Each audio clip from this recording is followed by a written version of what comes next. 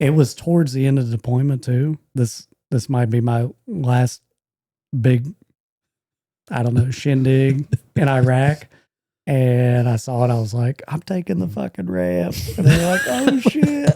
So the gunner's down. They're holding on to each other. And woo, just sailed that thing. 8 years Marine, 12 years as a state trooper. Brian Cox, 17 years as a law enforcement officer. Josh McCarty. Guys, how you doing? Doing good. I'm excited. Doing good. How are you? Good. How's everyone been? Been all right? Been good. Doing good. Good. Guys, you met Josh a couple weeks ago. I am really honored to have Brian. Brian has been through a lot, seen a lot, and has a lot of good stories that we probably don't have time for all of them in this one episode. But Brian, it's good to see you, man. We're just going to start out like we do with pretty much everything. Take me back to the beginning. Before the military, before all that. Take me back to when you were as a kid. Where were you born at? I was born in Fort Benning, Georgia. My dad was in the Army for 28 years, retired Master Sergeant. We moved around everywhere on the East Coast. Always wanted to do something with the military. Didn't have my heart set on a branch. But actually, I was more interested in law enforcement before I got into the military. So spent most of my life, majority, probably Huntington, West Virginia area. Did your dad get stationed up around Huntington? Is that what brought you back up here? No, he was retired, parents divorced. Oh, okay. Actually remarried. Got it. After that, which is kind of weird. They're still married? Yeah. Wow. What's it like growing up as a military brat? Moving around a lot. Was that difficult, changing schools, changing things like that, or you just get used to it? I was the youngest of four, so I was kind of used. I didn't know any different. Right. The reason why I live in Oak Hill now is because I knew I didn't want to move around, and I knew I didn't want my kids graduating with, 1,000 other kids. Yeah. So I didn't have my heart set on Oak Hill specifically, but small town, everyone knows everyone. And, all my kids now been in the same class with the same kids. Sure. And I think that's awesome. Yeah. Yeah.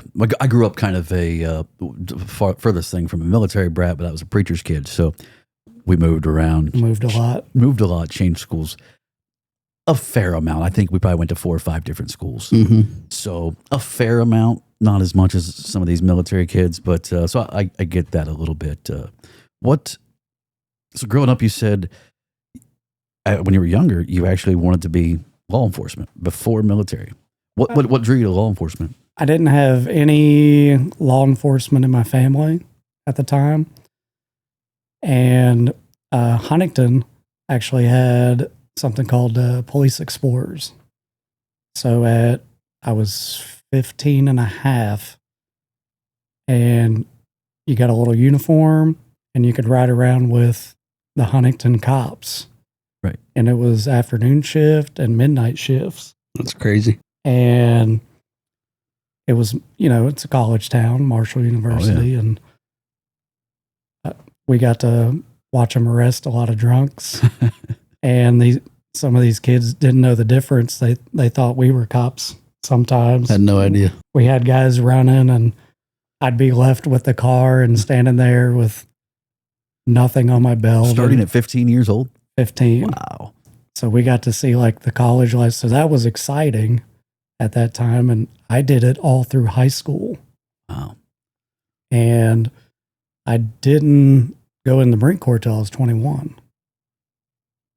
Gotcha. So what kept you out from, did you just have other things to do or just living life for a couple years after high school? Or? Well, my brother wanted me to get into the Insulators Union out of Winfield. And I did that for 4 years, but not during that time. It wasn't until after Iraq. But let's see, 21, I was standing outside. I was actually working a security job for St. Mary's Hospital. And this guy came up to me, started talking to me. And he's like, you ever wanted to go in the military? And I was like, yeah, I plan on it. And he's like, how old are you? I was like, 21. He said, that door's going to shut. I was like, you know what? He's right. And we talked for probably 3 hours. I think his wife was in the ER for something, and he's out there talking to me. Was he a recruiter or just? He was a recruiter. Gotcha. I know now, like, he told me he was a recruiter, but really good guy.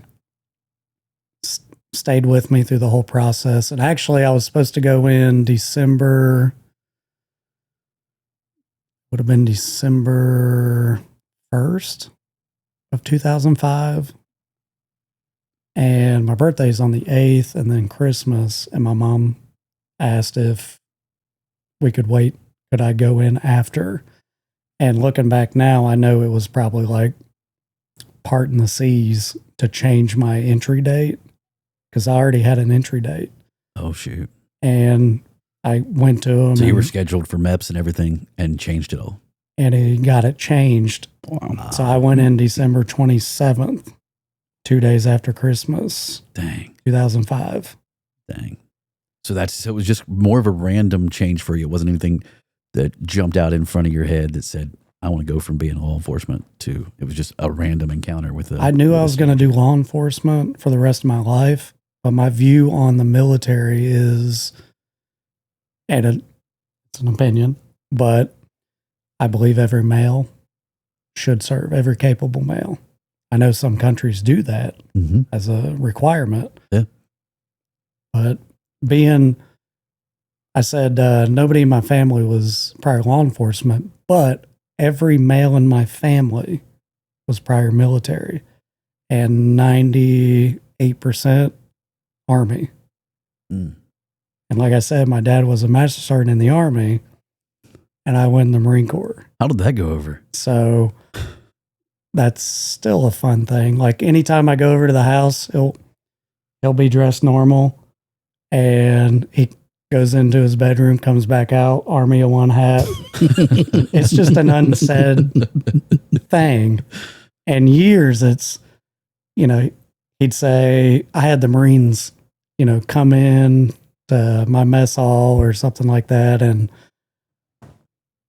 he'd say that we train together, we're no different and stuff like that. I'm like, that's what an Army guy would say.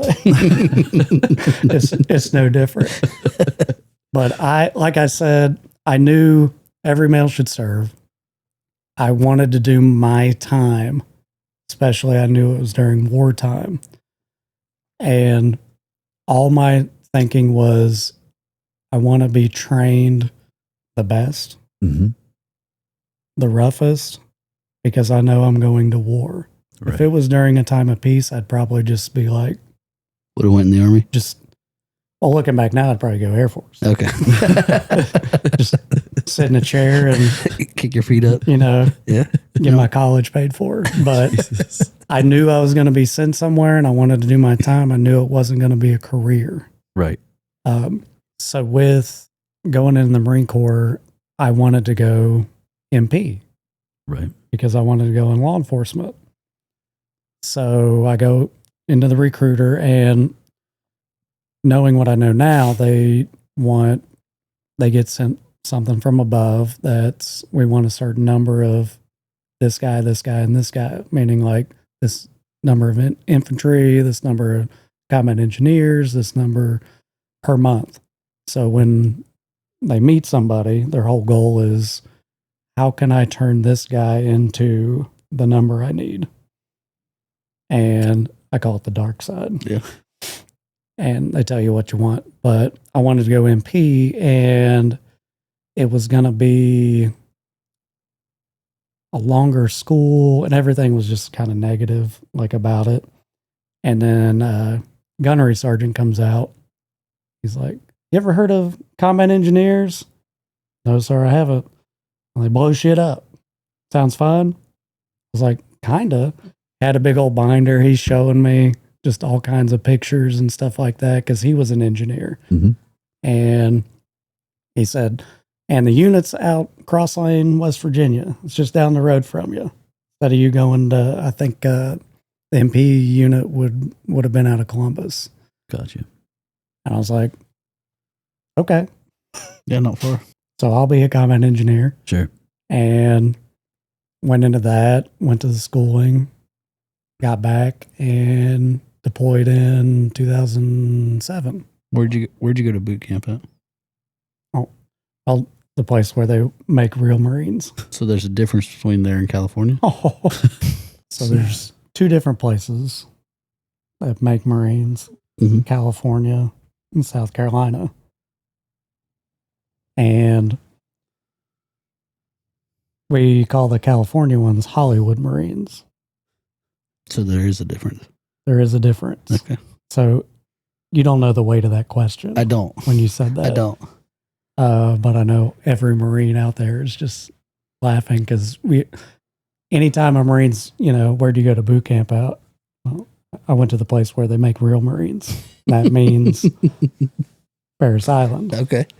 So the biggest difference is California. We always say they wear sunglasses and go through boot camp. They don't have sand fleas. They don't have gnats.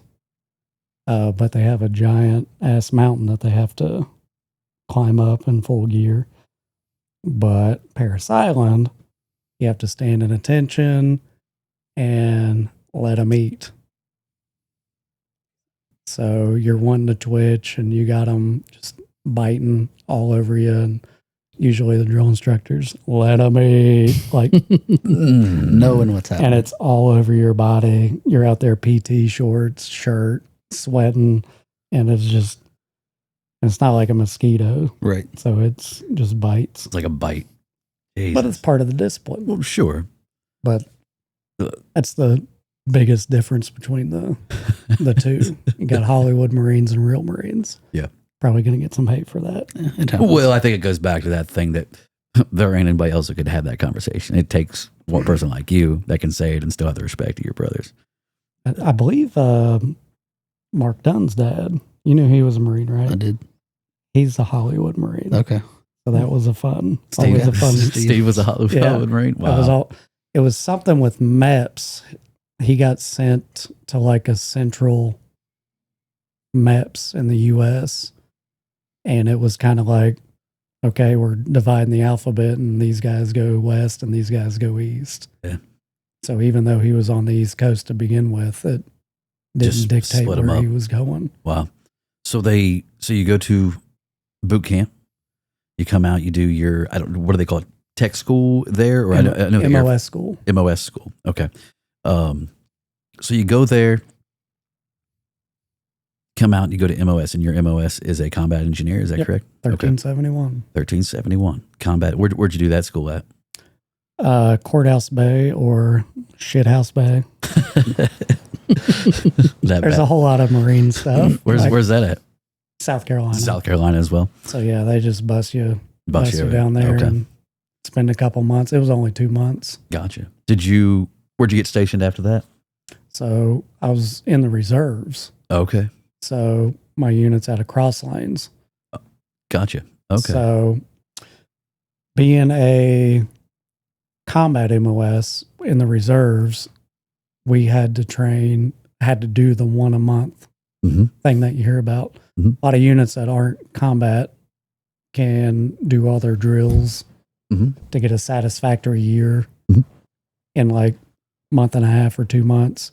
But where you're combat MOS, meaning you can be deployed at any moment or push forward, we had to kind of stay ready at all times. Got it. So you kind of get deployed at all times. So how long after you got through your MOS training did you got stationed where else? How long did it take you to get deployed? It was 2007. So I think October is when we started. We call it a build-up. Okay.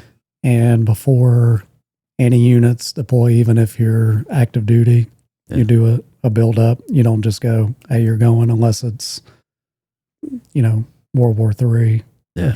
or something like that. Or each one of my buildups was at least 4 months. Okay. So you're activated for as soon as a reservist knows they're deploying, you're looking at a year. Okay. So a lot of Army units are deployed for 18 months. They come home in the middle of it, which is crazy to me, especially if you're seeing stuff. Hey, Right. go home for 2 weeks. Then come back. And then that's why a lot of guys go AWOL, Oh. because they're in the shit. They come back, get a taste of that, and they're like, I'm not going back to that. Right. Especially with no help in between there. Yeah. Absolutely. So Marine Corps units are mostly 6-month deployments.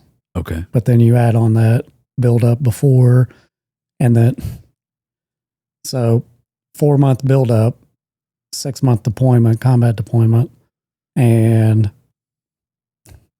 a week to 2 weeks when you come back before you go home. That makes no sense to me. Wow. So they spend, but not counting boot camp and all that stuff. That's just making you a Marine, Right. looking right and dressing right. That's not necessarily getting ready for combat. Sure. But my whole outlook has always been 4 months getting you ready to do what you need to do. Yeah. And then maybe 2 weeks at the most before you go home. So before we get to your deployment, I was actually with you right before you deployed one time. We were, Probably would have had to have been Afghanistan. I don't remember. Had to be. Probably, I think it was Afghanistan, but I remember it was a bunch of us were all together. We went to see Eric Church and at the amphitheater. And was that Charleston or Huntington, I believe? Charleston. Oh, damn. That was Huntington. That was That was Huntington. right before Eric Church blew up. Yeah. It was on a barge. It was, well, he was right on the riverfront. He might have been on the barge. He was on a fucking barge. He was on the barge. Do you remember? And I remember this. I've told this story. I don't know if you remember this or not. We pull up I don't and know there's if you know all the details of this concert. I don't. There's a lot. It was fun. We pull up and there's a line out front that is just forever more long. And I don't remember which one of us seen it. One of us in our group goes, "Hey, do you see that guy in that yellow shirt way back in that corner?" We're like, "What?" And so we just walk around past everyone else. And literally it's our group walks up and there's a side gate that no one knew about. And it was just this dude standing there. Well, I remember walking up and talking to the guy. I was like, "Hey," because I straight up used the fact that you were getting ready to deploy. I said, "Hey, these two guys," Mark was with us. I said, "These two guys are getting ready to deploy next week. Is there any way we can get in early?" Because it was all just open seating. There was you just bought a ticket. It was like concrete It was, yeah, it was amphitheater, amphitheater style. and the stage is on a barge. Yeah. So you're like right there. And it was Eric Church and Aaron Lewis is who it was. I Yep. remember that. But Oh, they're bringing up a lot of stuff. so anyway, I remember, if I remember this correctly, now we had been partaking in a little alcohol. So if I remember 7 this, different beers if that day. if I remember this correctly, I talked to the guys like, "Hey, there ain't much I can do, whatever." And then I remember right before just probably a minute before the gates were supposed to open, whatever time that would have been, 6, 7 o'clock, whatever it was. I remember he looks at you or Mark 1 and goes, "Run, Semper Fi." And like he opened that gate for just our group of people, and we just hustled. We were front row, dead center for Eric Church. Wow. It was, I've always remembered that. Like, I did not know that. straight up used their service and got in early. That's the hardest I've pre-gamed because I know Huntington like the back of my hand. Right. I drove my Dakota and parked it in a spot the night before. The plan was we were going to tailgate right at Riverfront. So you knew. And someone saw my dog tags hanging because they were going to tow it And they didn't tell it. to make room. Well, they came and found me Oh, okay. because they knew I was a veteran. Right. And they were hollering my name. And we were still the first ones there at the side. It was me and Mark Dunn in a cooler on that side gate. We were the first ones there to try to get in Right. that day. So I was able to move the truck, and we wore our camis. Yep. Remember that? Mm-hmm. We skinned it. Eric Church caught my camis left hand. He's playing guitar, and I wadded him up and threw him, still strumming with the right hand, and caught it with the left. Whitney threw a bra. Steph threw a bra up there. Yep. He's just hanging them. Yep. It was Keystone Light, I think, putting it on. I believe it was. And Aaron Lewis opened up, right? He did. Because we're front row, and you put Mark Dunn there too. Yeah, it's pretty scary. He would change out, you probably know why, guitars like every song. Like someone would bring out, and somebody's in the crowd. And I mean, it's an intimate crowd. And it was still daylight. Yeah. And somebody's like, why the fuck does he need another guitar? And Dunn turns around and he's like, if Aaron Lewis wants another fucking guitar, he's going to get another fucking guitar. And you know, how Aaron Lewis like chain smokes. He's like head nods Dunn. Like, yeah. Yep. oh man, that was. It was a good time, right before you. I don't remember. I know it was a weekend. I don't remember when you left out, but I know it was just a few days later after that you were leaving out. So back to you leaving out. The first place you go is where? Or Iraq, or the first your first deployment overseas. So 2007, we did the build up. Yep. For Iraq, and I was Lance Corporal at the time, which is E3. Okay. Brand new to the unit. Also, this unit had already seen combat. So these higher enlisted guys, corporals, sergeants, were deployed right after, Fallujah times. Got it. So all these guys were. I'm grateful for it. Mm-hmm. I'd rather these guys be hard asses on me. Make me their bitch. Right. Because ultimately they're going to get me through that. Yep, absolutely. Versus I've never been deployed. I've never shot my weapon. Right. What's the enemy look like? It's kind of that tough love type thing you need. So we ended up bonding bigger than fuck even before the deployment. So Iraq for us, combat engineer is also they call it jack of all trades. Mm-hmm. We do construction, route reconnaissance, demolition, obviously, right. But it's whatever at the time is needed. It's kind of a go-to, like, hey, can you guys get heavy equipment? Also, the way we're set up is at our unit, we'd always have a squad of generator mechanics, heavy equipment mechanics, heavy equipment operators. So it's not just a solid combat engineer unit. Sure. We have to have those guys helping us do our job. Right. And when you're deployed, depending on if it's heavy combat or not, you're always sent out as a fire team to a platoon of grunts. Okay. So one combat engineer per squad. So you're kind of that asset of the squad, kind of the go-to, hey, we need this built. We need this. Is this an IED? Can you blow this up? Just kind of like the generator mech is to us. We're that guy now for the grunts. Got it. But in Iraq, just because I've deployed to Afghanistan, I would call it my easier deployment because we did mostly D-mill. We took down a lot of stuff. This is 2007. Right. So it's kind of like all these outside FOBs or forward operating bases. Yep. We would convoy out, take a lot of HE with us, and we were basically make a big asshole with a D8 or a D9 sitting out there for hours just watching them go back and forth.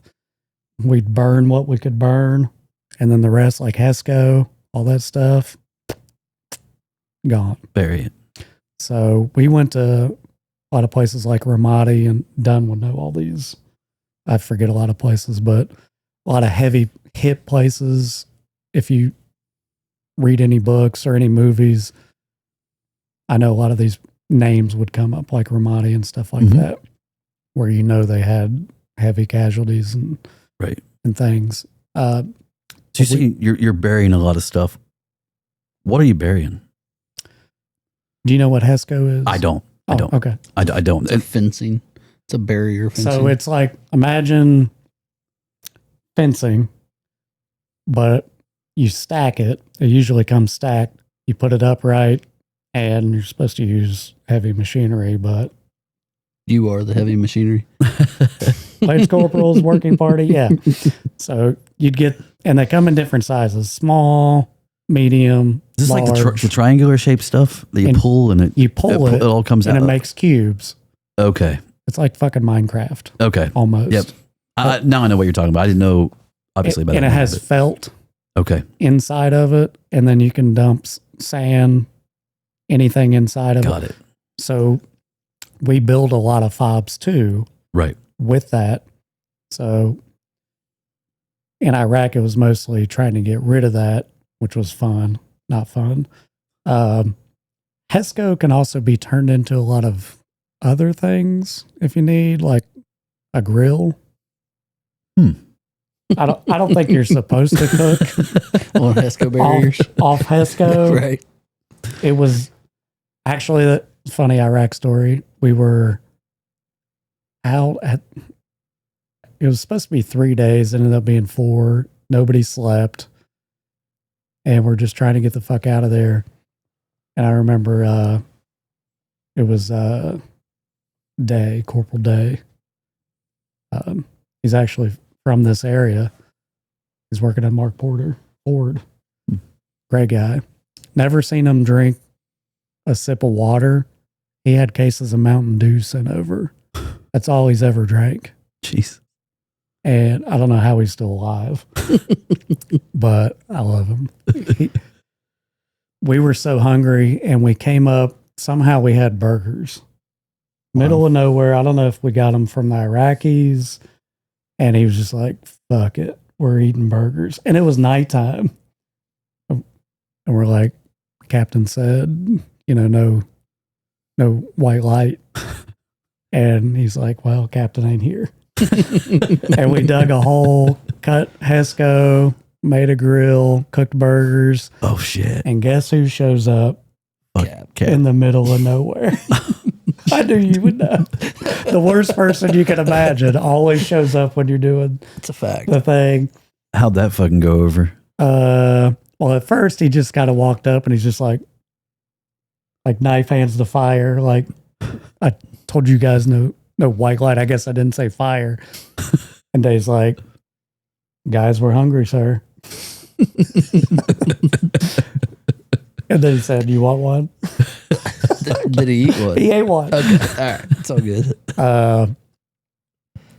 It was Captain Navarro. He's wrote some books since that deployment. He actually sends me a Facebook thing every now and then. But being a Lance Corporal at that time, it was a little more relaxed. We were at Haditha Dam. Okay. Which is the top of the Euphrates River. Gotcha. So I remember, and Dunn would remember this, guys. It was a major talking to us right before we deployed. We did most of our build-up in California. And a major comes, it's basically a pep talk. This guy was probably on cocaine. The way he was like talking is almost like Lieutenant Dillon, like right.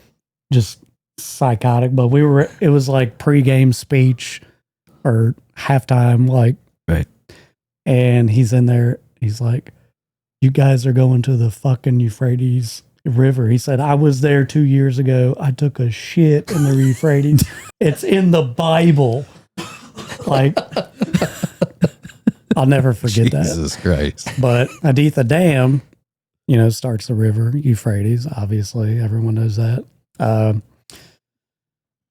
We had it kind of more chillax because there's a lot of units there. I mean, this was a giant dam, meaning they were living inside of it. We had our kind of compound because we had HE and construction. We had metal tools, and guys would go fishing sometimes in the Euphrates, but we were right across from the big burn pit.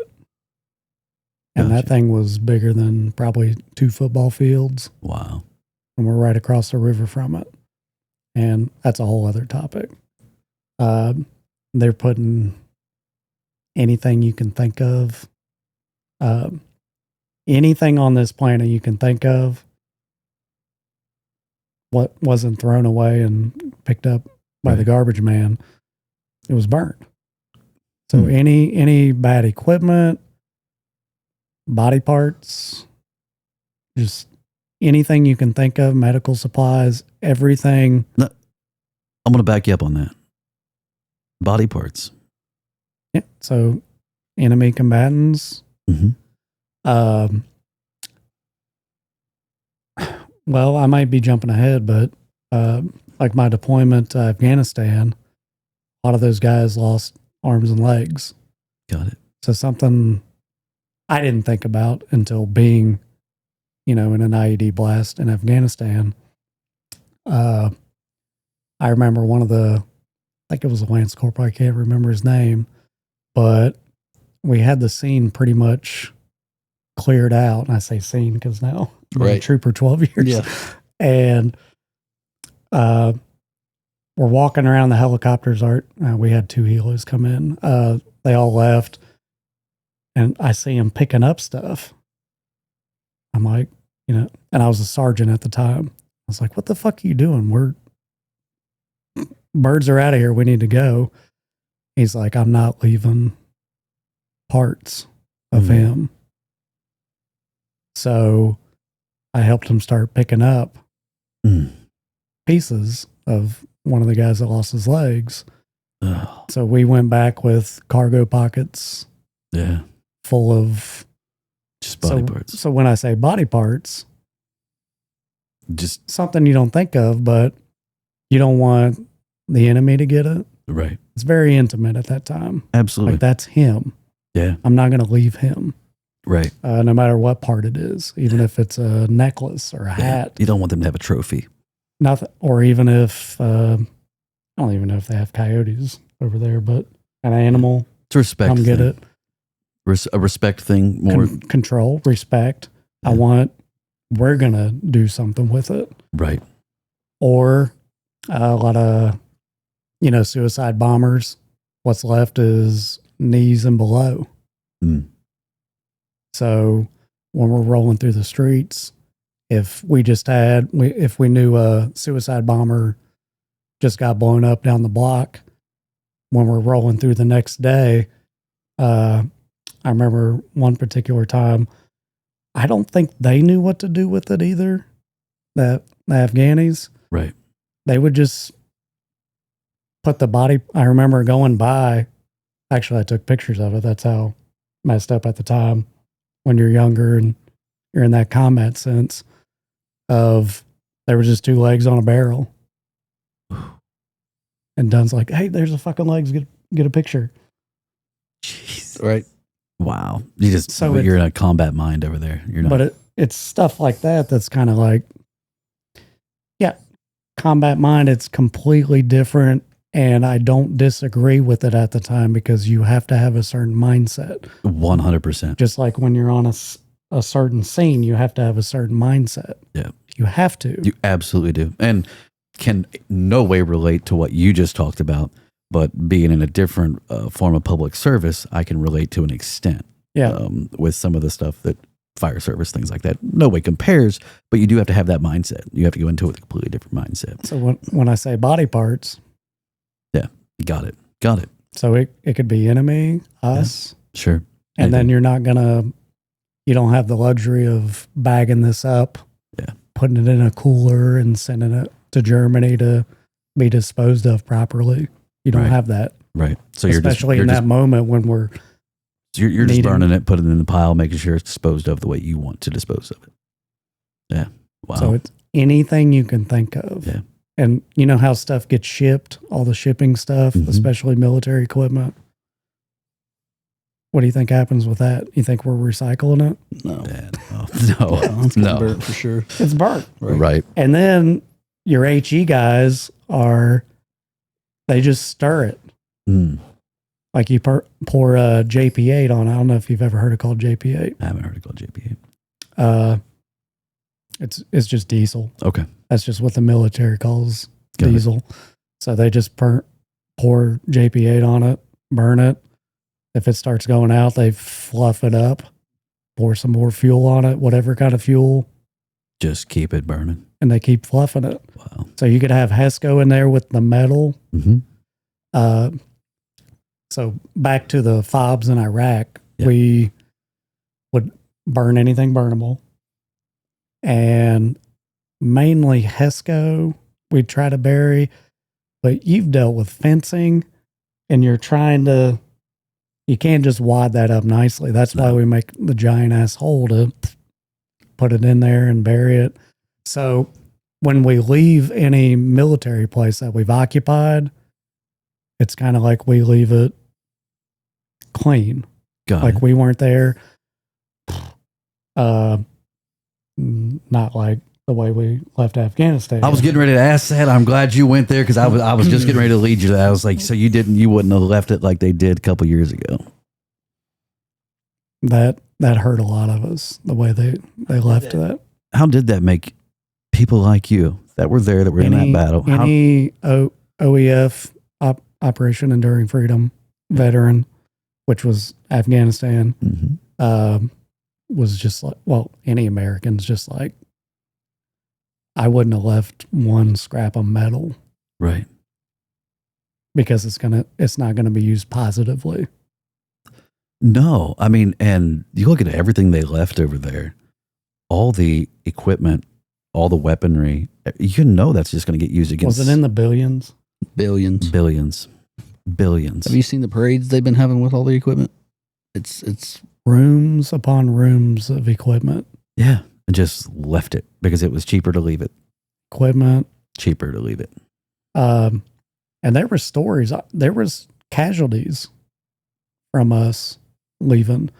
I forgot where I heard this story, but it was a female sergeant, and it's the plane. And they're loading the families, and they're hanging on the planes. Mhm.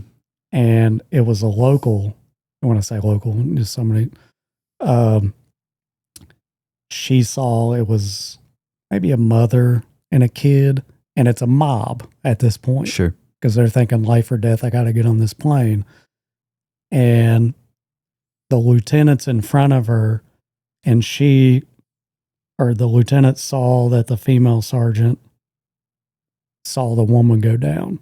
And the female sergeant turned back to the lieutenant, and the lieutenant said, "Don't do it." And she went back for the woman. She got trampled to death, Oh, the female sergeant. wow. So it's just a little story. And I know there's You probably don't, dozens more. right. I forgot where I heard that from. Actually, it might have been from Lieutenant Colonel Grossman, who came to the academy, that class I went to. I'm glad we segued to that because Lieutenant Colonel Grossman talked to our whole battalion 2 days before we went to Iraq in California. Okay. He was in the Army. He wrote On Combat, on killing. On Killing. Okay. He might have been retired when he talked to us in 2007. I can't remember. I've went to one of his seminars. They're fantastic. Amazing. Okay. The fact that I remember his name should tell you volumes. But he talked to us about compartmentalizing Okay. before Iraq, and it's a battalion of Marines. Oh, wow. And he's talking to us, and I'm kind of like thinking, this is going to be a bullshit class or something like that, or we're at least out of the desert. And the biggest thing that I've used working the road is the way he explained, hey, you might get in that combat situation, just like the combat mindset.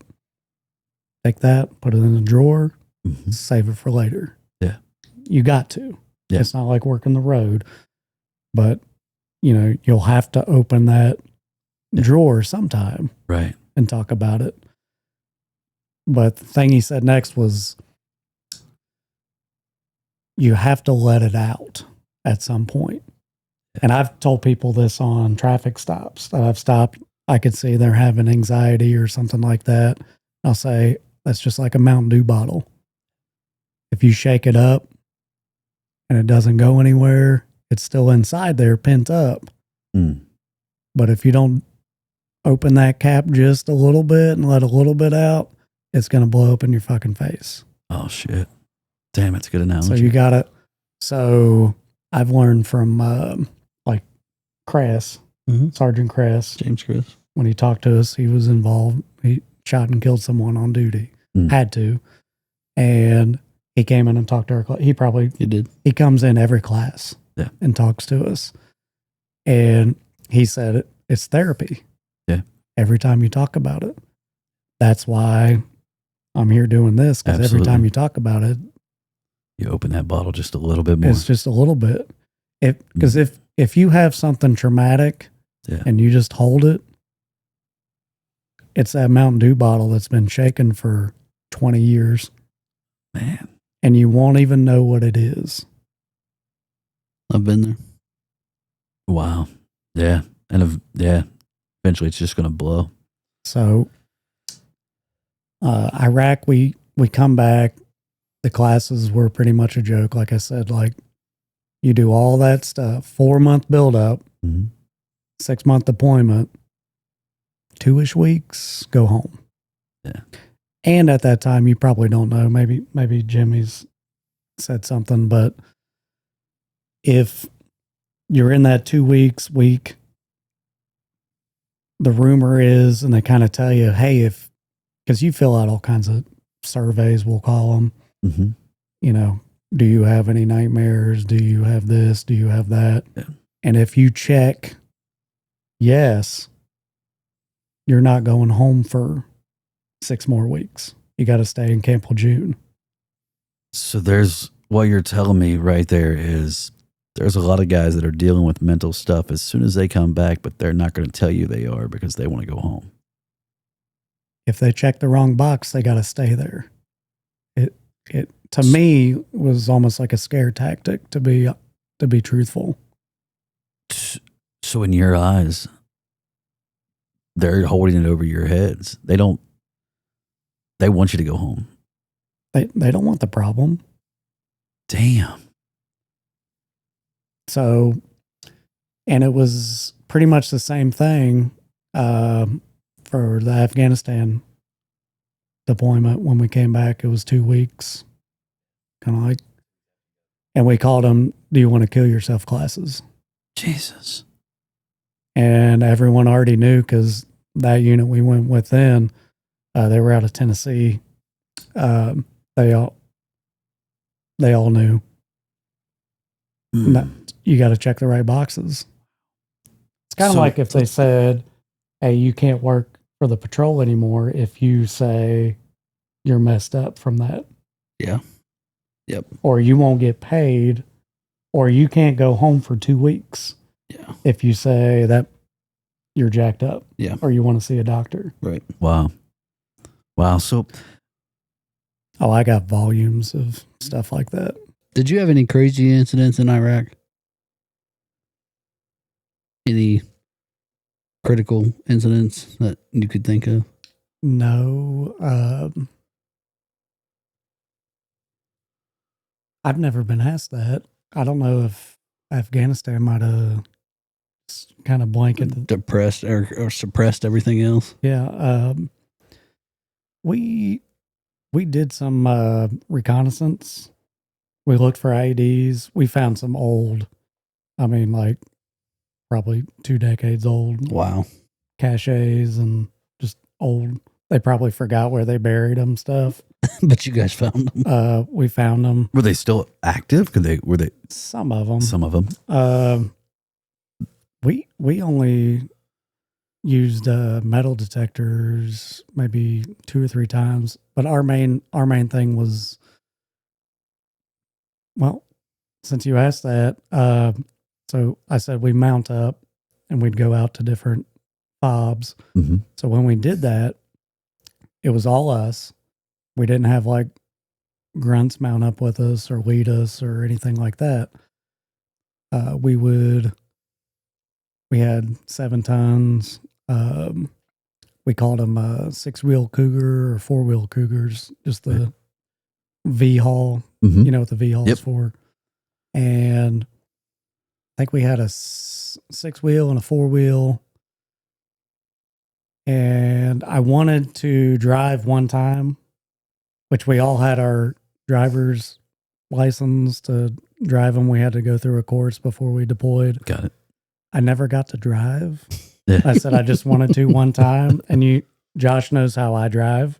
They let me drive because you have to be that guy for the day, like you're the driver. And I drove a 4-wheel Cougar, which was faster than the 6-wheel. And when we got back inside the wire, I always, because I'll get back to this, I was always a gunner, so I saw everything. And I always saw this ramp that was always right after we get back inside the wire. I already know where this is going. And I got air in the 4-wheel Cougar. Like I had planned the whole day because I was so excited. They should have not let me. And Well, how's your team reacting when you're doing this? Or your guys you're with? oh, the whole day it was like morale. Like, Did they know you were going to hit the ramp? and while I was coming up to it, they knew I was going to do something stupid. They didn't know what. And honestly, I didn't have it like I'm hitting that ramp. But in the moment, it was towards the end of the deployment too.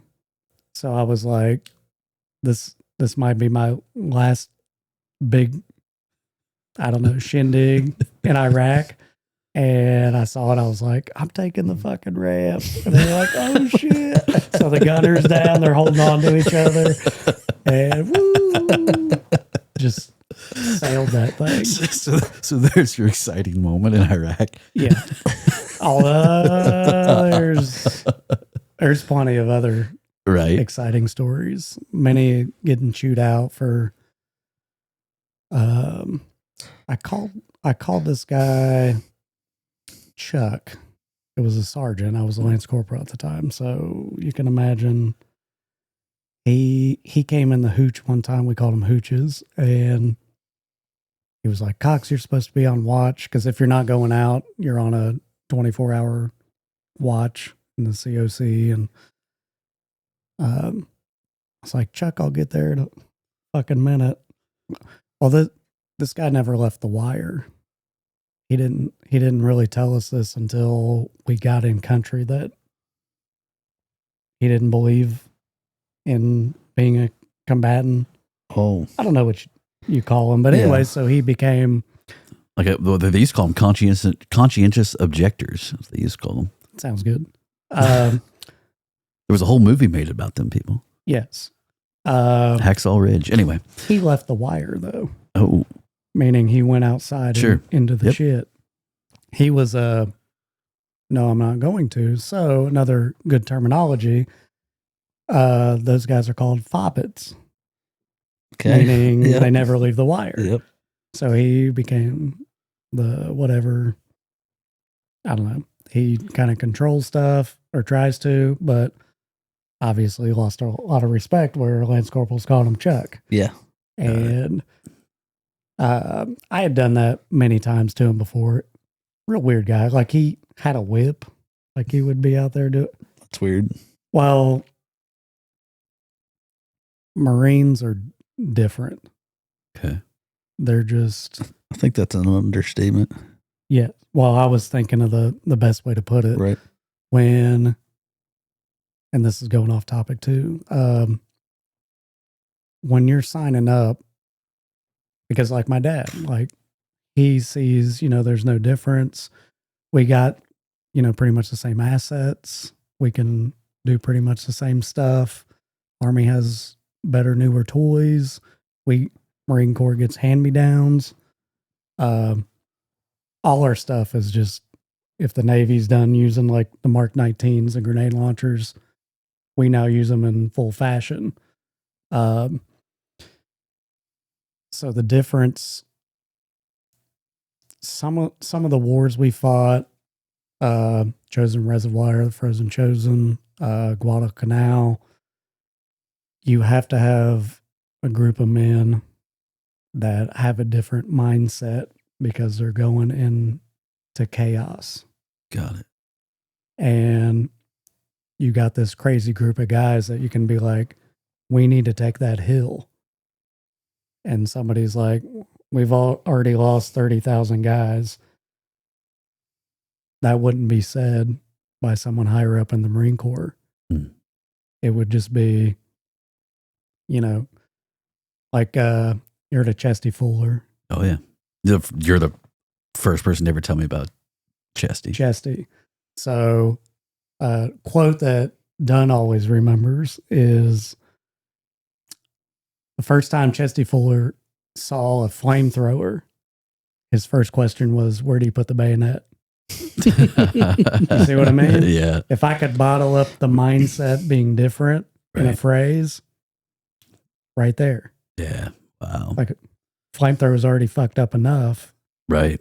Where do you put the bayonet at? That's fucking deep. So like there's stories like Guadalcanal, like they found diaries from the Japanese that were like thinking these Marines have to be taken from American jails, insane asylums, because they're not like anyone we've fought or seen, and they're screaming at us when we're charging, and just a completely different mindset. Right.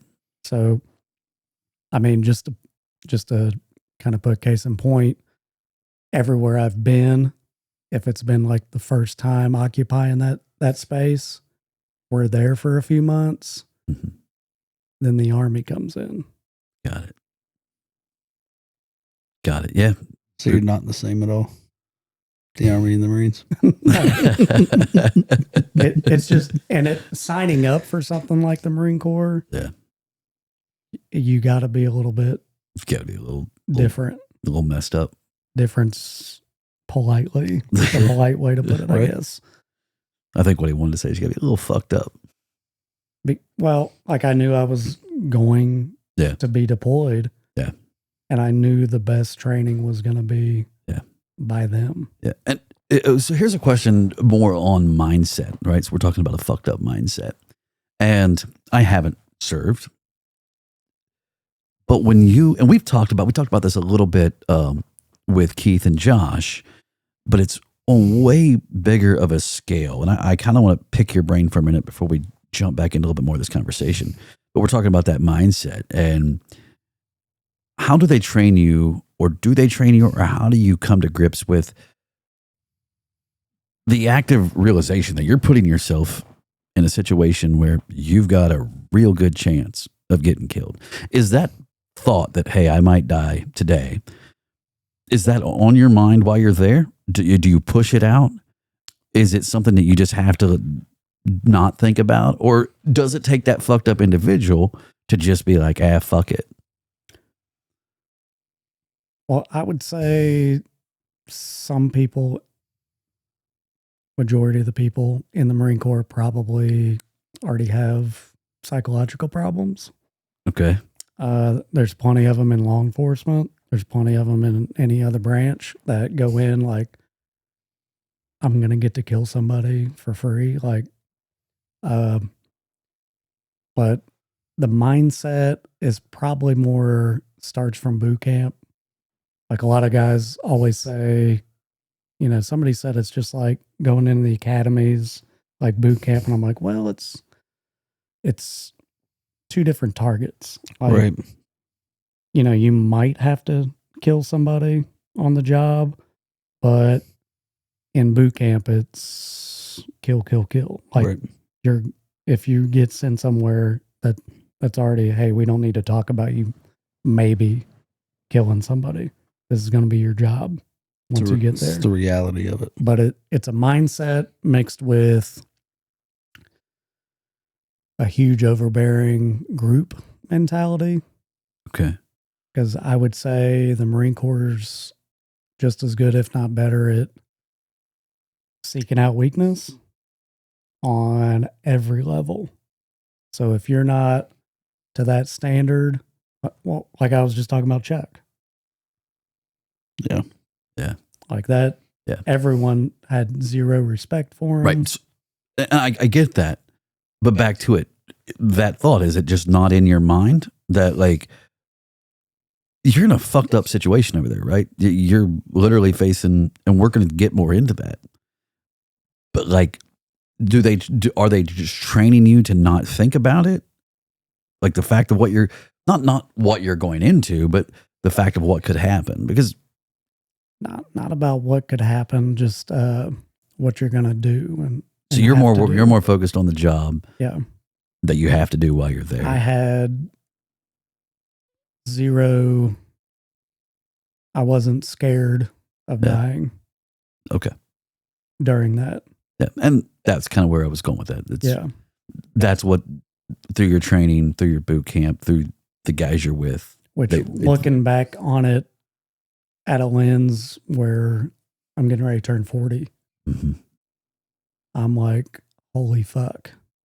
I can't believe I was like that. Right. Because a lot of guys are talking about it in the moment or right after the deployment. And then now it's almost like, because I mean, I got a 15-year-old. Yeah. And he could join in 3 years. How's that make you feel? Scares the shit out of me. Yeah. You have to have invulnerability kind of thinking. And when you're in a group like the Marines, it's very easy to do. Yeah. Especially if you're a tight-knit group. Yeah. Nobody's going to fuck with you. Nobody's going to fuck with him, especially. Right. Like that's the whole mentality. Not so much me, my brother. Right. Nobody's going to kill him, hurt him, stare at him different. I think that makes the Marine Corps a little bit different too, tighter. Sure. Let's get back to, we were just getting into going into Afghanistan, and I want to talk about there because you brought something up earlier and about some things that happened while you were in Afghanistan. So you got deployed to Afghanistan when? Would have been 2012. 2012. So 2012, you're deployed to Afghanistan. Where'd you go? We started, actually, it wasn't that cut and dry. We, at these reserve units, before I went to Iraq, there was 2 different sets of Marines. They got lined up. They got their names called. Go stand on the right or go stand on the left platoon. And they said, you guys are going to Iraq. You guys are going to Djibouti, Africa. So there was kind of a riff on the Djibouti guys and the Iraq guys because they didn't see combat and they did. Oh, and so I came in brand new in that. So when they formed the Iraq deployment for me, it was a mix of Djibouti guys and the Iraq guys. So there was kind of a little bit of hearing, I wouldn't say bad blood, but just you didn't do this. You just went to Djibouti, whatnot. Right. So I bring that up because Afghanistan, I had the option. I could have pushed not to go. Okay. Because I was nearing the end of my 6 years. And I knew Dunn was going. Yeah. And I knew a handful of guys that was going that I had deployed with Iraq. Yeah. And at this point, I had just picked up sergeant. Yeah. So I was possibly going to be a squad leader or A/, which is like an assistant to the squad leader. He's a stand-in. that's another thing that separates the Marine Corps from the Army. Small unit leadership. And I've seen it. We've done stuff with the Army over the years where a Lance Corporal can run a platoon. Okay. Stand out in front, lead them. In the Army, that would never happen. That's like a staff sergeant E6 job. So if this guy goes down, this guy, your bottom guy knows every fucking job and how to stand in. Wow. So there's always a backup to a backup to a backup to a backup. Right. Even your junior guy. That's why every safety brief we would do, they would point to the most junior guy. What happens if this goes down? What happens? It would be some random major or something, and he would know exactly what his job would be. That's another difference. Efficiency. But where was I going with that? So we're Djibouti and going to Iraq. So Afghanistan. Sorry. I was like, I want to go. Right. Mainly because at this point, I was married to Dunn's sister. Yep. And Dunn's a brother. So I was like, I have to go. I'm going to follow his play. Right. So you deployed with your brother-in-law. Yep. We don't have to dig too deep into that yet, because I do want to talk about that story down the road. But just really quick before we get in there, and I was going to say that you've heard the name Dunn several times in this. That is his brother-in-law, who is also a Marine, who they ended up deploying together. So that being said, is there some kind of family tie that like they can keep you from doing that? Is it okay to go with family? Brought up. Was it really? A couple higher ups. Because me and Dunn was the most junior guy coming into our unit a few months before we started our build up for Iraq. Got it. Okay. So when he walked in the first sergeant's office, it was like, welcome to the unit. You're going to Iraq. Oh, wow. We call them boots. Right. Junior guys. So he was the Buddhist guy going to Iraq. And I was very junior myself. Right. And we hit it off in Camp Lejeune. Like, he liked wings. We roomed together. He ended up getting separated, going out with another squad that went with 1st CEB, which was out of California. So they traveled a lot. Okay. And I didn't get to see him that much. He didn't come to the dam. But when he did, I always had a rack open. Like that was right. Like the red carpet was rolled out for Dunn. You're right. And then when we came back from Iraq, my family couldn't make it to Camp Lejeune. So that's Steve and Kelly, Dunn's parents, drove me for our final thing before we went to Iraq. And then he introduced me to his sister. Oh, wow. Wow. She was down there. Yeah. She was dating an Army guy at the time. What was she thinking? Obviously, she was impressed. So let's get back though. So there was questions brought up about you guys being able to deploy together. So the build up for Afghanistan, we went to Quantico for some of it, and we're in a basement. And I think it was a master sergeant. He's going around the room just wanting to hear like where you're from and stuff like that. And never met this guy before. And somebody's like, they're brother-in-laws. He's like, how does that work? And he was just like, oh, we'll be in separate 7 tons if a bomb goes off. Like, because it was a joke. Because he was like, well, at the time, I think it was $400,000. He's like, we're looking at $800,000 right there. And, if both of you go down. That's a lot of money for one family. But our unit, it was never a question. So you guys deploy together. You're going to Iraq. So we did Iraq. Or Iraq, my goodness, Afghanistan. And then we went to Afghanistan. I was a sergeant and he was a corporal. at the time. Got it. So what happened was, and I can't get into that much, but me, Dunn, and 3 other Lance Corporals ended up being combat replacements. Okay. And that means it was Delta Company out of Tennessee. So automatically, I mean, we're out of West Virginia, so guys out of Tennessee I know are going to be solid. It's the same as our unit, Combat Engineer Unit in Tennessee. Okay. They had, at the time, 6 of their guys get blown up. Ooh. That's just engineers. That's not counting the grunts and stuff. Yeah. So we ended up, actually they wanted to make me almost like a Chuck was with the engineer, kind of a guy that kept accountability of all the gear, the lumber, back with the main assets with like the captain and the master sergeant and stuff like that. Yeah. Because I had deployed before, and they were sending me to classes with a couple other the sergeants. We were out in California, and I'm sitting in this class, and they're talking about, which everyone learns even how to call in like airstrikes and stuff, even your most junior guy. Mm-hmm. But I'm sitting in this class, and it's nothing but officers, like majors and above, and I'm like, this don't feel right. And it was Master Sergeant Draney, solid fucking guy.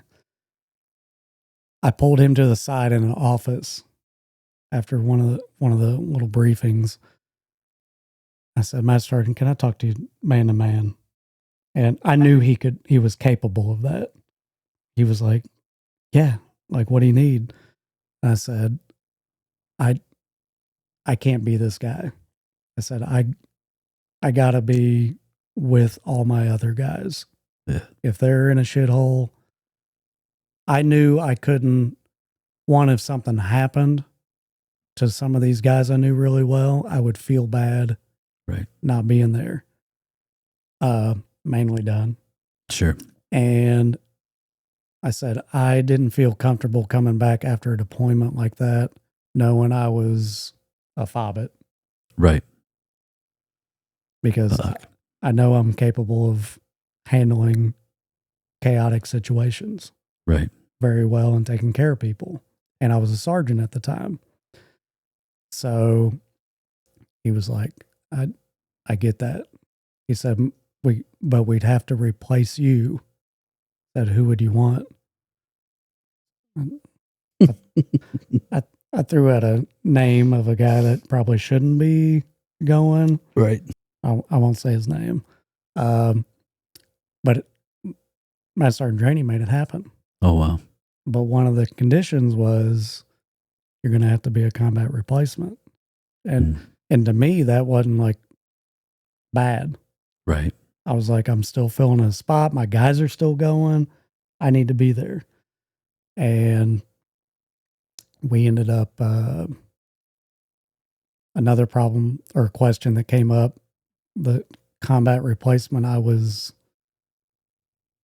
taking over, the sergeant over the squad was junior to me. Okay. And normally that never happens. If you're more senior by a day than someone, you're expected to be that next level.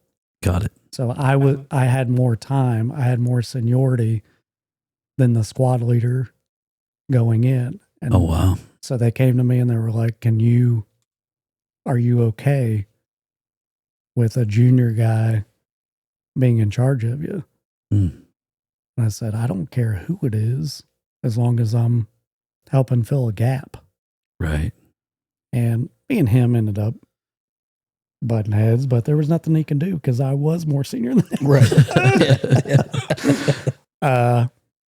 But it was just simple taking care of guys stuff.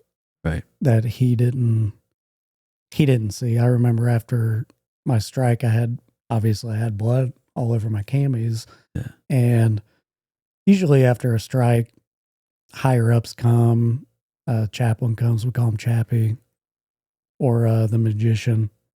I'll get to that later.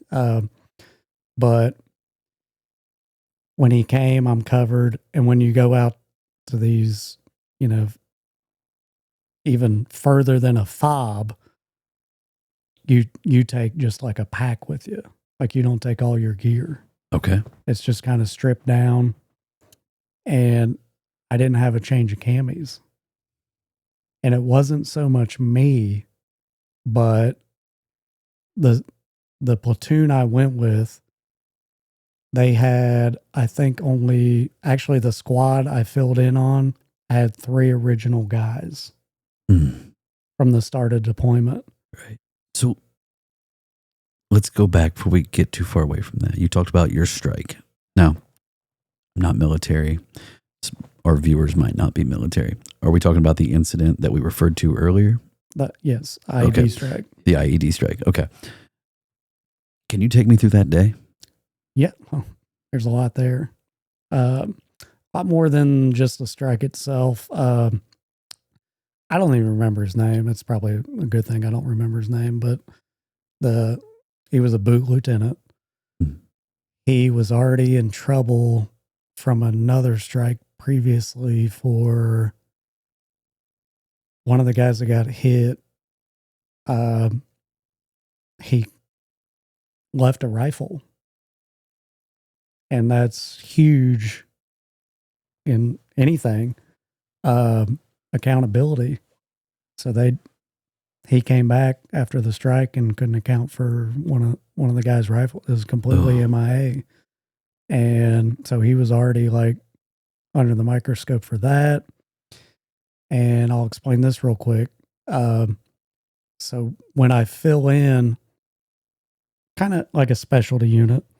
So when I was a sergeant at this fob, I had Lance Corporal under me, and I was taking cues from the Lance Corporal because he's already been there for like 2 months. And I'm like, you're my new best friend because you know this. You tell me what to do, starting out. But when you're kind of that specialty spot as a combat engineer, I had the capability of, if it came to explosives or anything like that, and any rank above would tell me that if that wasn't his MOS, I could basically tell him to fuck off. Okay. And that actually happened. But these guys that day, so the boot lieutenant, this is going to sound a lot like the patrol. Mm-hmm. And this is why I am kind of the way I am, exactly from this strike. So boot lieutenant, you got me as the specialty sergeant. They want us to sweep the route before a major's convoy comes through. Okay. And when I say a major, that means like he's probably going to have 6 vehicles with him, all kinds of higher rank. And they want us, we call it proofing, to proof the route. Sure. And this was Route 611. It was the most IED ridden route that recorded. And some of the ways we proofed it was we shot Mikliks, which is a C4 lines shot by a rocket. We lined them up and just shot it. This was after all this incident. So we had these fobs, it's all foot patrol, and all the fobs down this line were named after the East Coast states. So it was just easy. So Dunn was up, a few states from me, and anything we would do is kind of be in tandem. So it'd be kind of a handoff thing. Right. So the first fob would proof, and then kind of like high five. We start here, we do our area, next one goes down. So that was the plan, to walk that route before his convoy came through. Got it.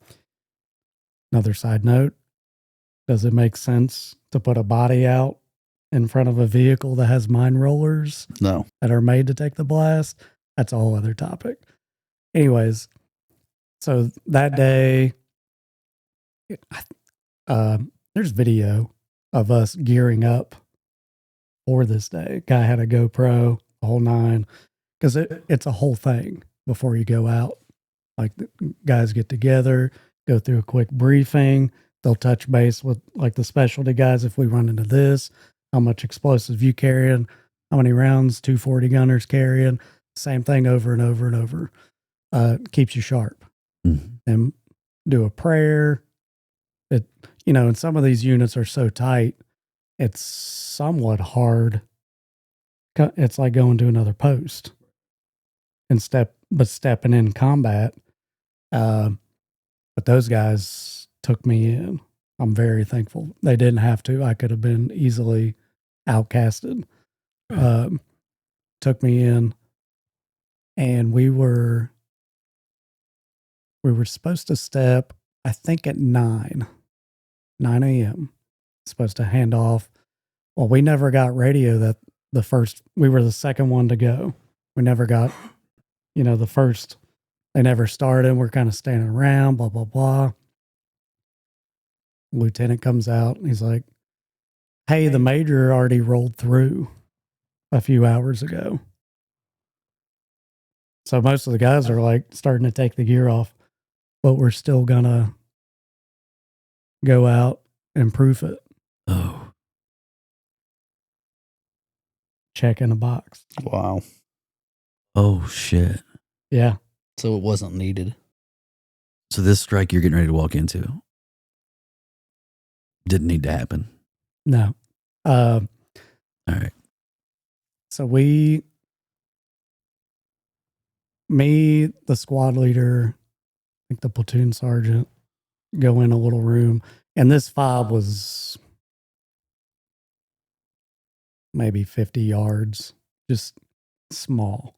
Yeah. You just take over a compound, mud walls, and kind of make it something. And I was sleeping in a chicken coop. Oh, damn. That was living in the Ritz, though. Right. But they had a few rooms to the house. So we go in there and have a conversation. Like, this is stupid. We'll go out, but we don't need to do that route. And he's like, it was a lot of, like I said, I had a lot of room to throw out, and I'm ending my career anyways. So zero fucks. Right. And he goes, well, they're still going to do it, and you don't have to go with them. So I'm like,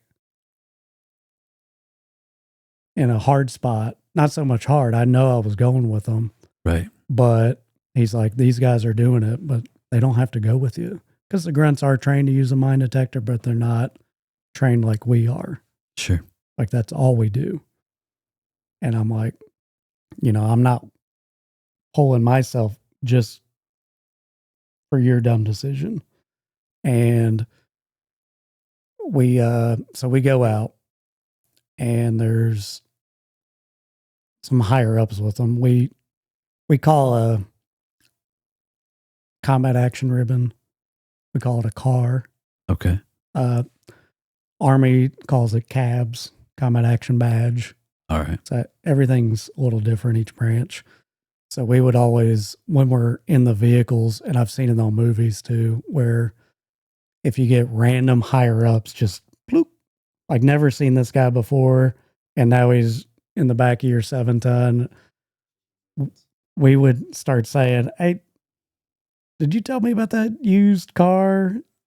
Like, you looking at that car? Like, and we didn't care if they knew what we were talking about. They had to know, but right. Some of these guys had already been blown up several times. Like I said, 3 original squad members.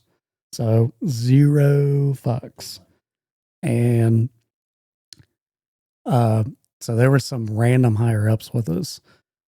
And we go to our start point, and it was kind of like a dog and pony show. We're just going to fucking do this so he can get his little check in the box.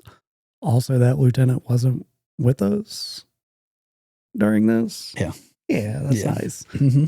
And we're so close from our fob set up, they could see us still from the start. Your fob could see you. Yeah. Where this is. Okay. And they had machine gunners. That's a whole other level of, you got grunts and then gunner grunts. Guys that are carrying 1,000 rounds of 240 and the 240 and just huge. Right. So it's its own like respect, like level. And they wanted to take, they kind of do their, we call it OFP, own fucking program. Okay. They were like, we're going to take the top ridge.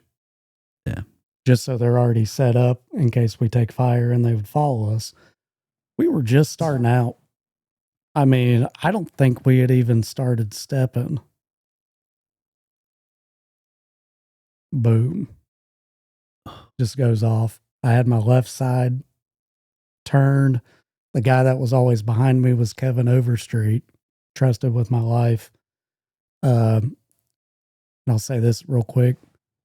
So much where Afghanistan's full of weed and opium. That's their main crops.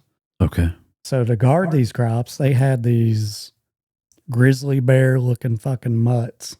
Like, I don't even know the breed, but just like a St. Bernard, shaggy hair, chain. So we'd be sweeping. And the way you had to mine sweep, it's a metal detector. Okay. So I can't have my fucking 16 hanging out in front of me, but I'm in the front. I have to be in the front because guys, if it got hairy, they'd have to step on my footprint. Oh, like foot for foot, sure. everyone we call it a ranger file. Yeah. So we're always usually in a straight line. It just depends on the path and the day and if we think something's hot or not. And so we're in a straight line.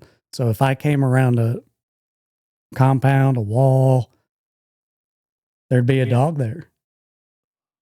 So I'm either trying to throw, but they already told me up front, you just freeze.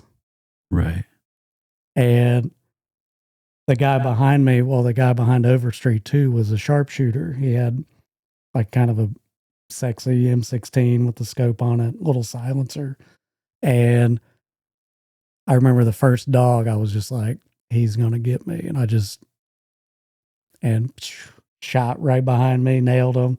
I was like, okay. Like, then I was like, okay, these guys are solid. Right. But that happened Wow. several times. Just take them out. Just freeze and they would let them do their job. But that's a lot of trust. Yeah, that's a whole lot. Just that shot coming from behind your back, that's a lot and of that trust. dog, you can be meeting right there. So I trusted those guys well before that. And well-oiled machine. So the strike happens. So take us. The strike happens. Where are you? You're in the 7-ton, or in the your own foot. Your own foot when this happens. Foot patrol. So all these little fobs, like the names of the states. Right. There was no mobile. So you had no. You were okay. So I'm with you. So your own foot strike happens. So in these little fobs, we would go out 3-4 times a day. Gotcha. Because we're looking for IEDs and it's a presence. Sure. Okay. So the strike happens. Like I said, we didn't even start the main step and the machine gunners were getting set up. Boom. And Overstreet. I'm kind of looking back. I was getting the okay, we ready to step is the reason why I wasn't facing forward. And boom. And he goes, I think he said that's Felber because he was one of the machine gunners. And So what sucks in that instance, like I said, the Ranger file, I'm glad I already talked about that, is so it's a big critical incident, but you have to have so much control over emotions, training. None of those guys can run to their other guys until I proof it. Oh. So it's not officer down, run to them. Right. So I have to now navigate through the squad that was getting ready to step as they're just kind of looking up, as you know, it's still like dust and everything. And then that was So probably how close are you to him when this happens? to the strike. To the strike. Yeah. We always put stuff in meters. Yeah. So probably 30-ish. 30 meters. And now you've got a proof from 30 meters away. Well, the machine gunners, like I said, was taking the high ground. Okay. And it's a hill. It was like all of that was going through my mind, which is another Marine Corps thing, is Iwo Jima. Right. Yeah. Where we put the flag up and those hills, black sand and just like that. So I was going direct route to them. I didn't want to take the same route in that they took. So another game with the IED game is their goal's not to kill you with these things. It's to maim you. Right. So it's more psychological, guys coming back, you know, missing legs, arms, whatever. So the first strike isn't the deadliest. It's the secondary and the tertiary ones that go off, meaning that's why we have to be so disciplined. So our training was, if there's one, there is a second, there is a third. There is no talking me out of that. There is another one, and you have to make sure everyone knows that. Right. And these guys already knew it. They've already been through this shit so much, and there wasn't a problem with that. So I make a straight beeline, and it was like crawling, and it was dust, sand, and also like the biggest adrenaline dump. Yeah. Of my life, I could say. And I remember looking at that hill after that. It's like small, but you got all that gear on. You got unknown what happened to your buddies up top. You got a whole squad waiting on you. You're the ticket to get to their guys. So I make it up there. So I'm the first one over the hill. And one guy's missing his legs. One guy's sitting on a rock just out of it. One guy's, you didn't see anything wrong with him. The one guy sitting on the rocks bleeding out of his eyes. The one guy that's over top of Felber that lost his legs is yelling at Felber, trying to put tourniquets on him already. And I think I've told you, we carried at least 6 tourniquets per person. And so he's already trying to put tourniquets on.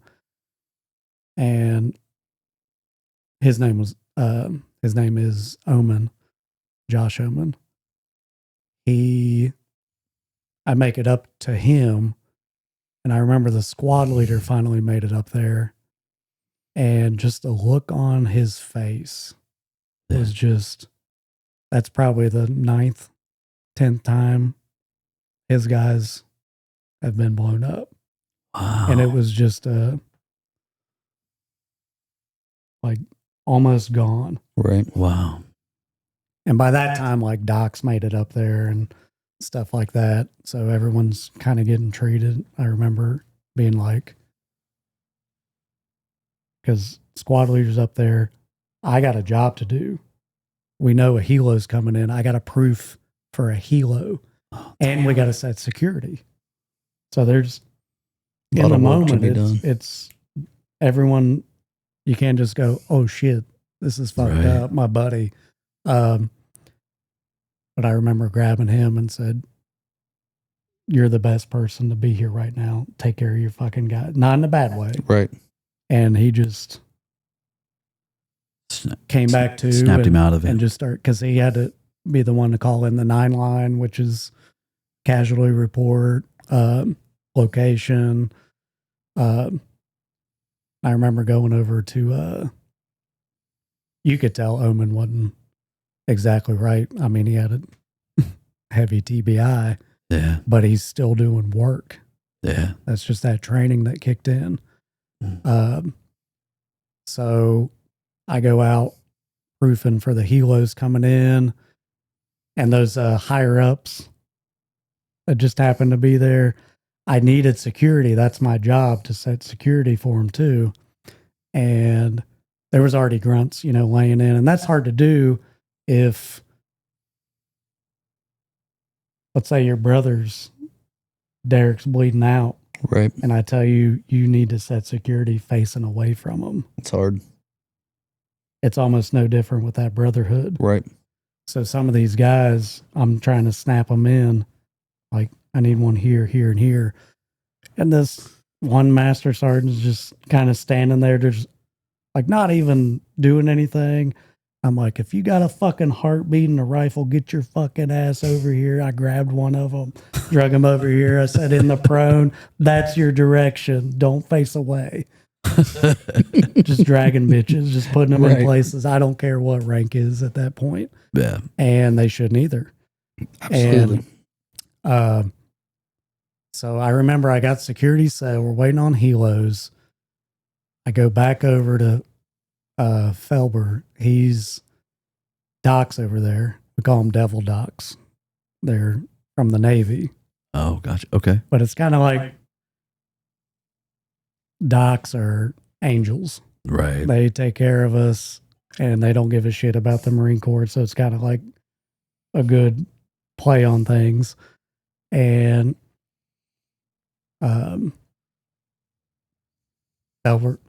most guys, he was asking for a cigarette.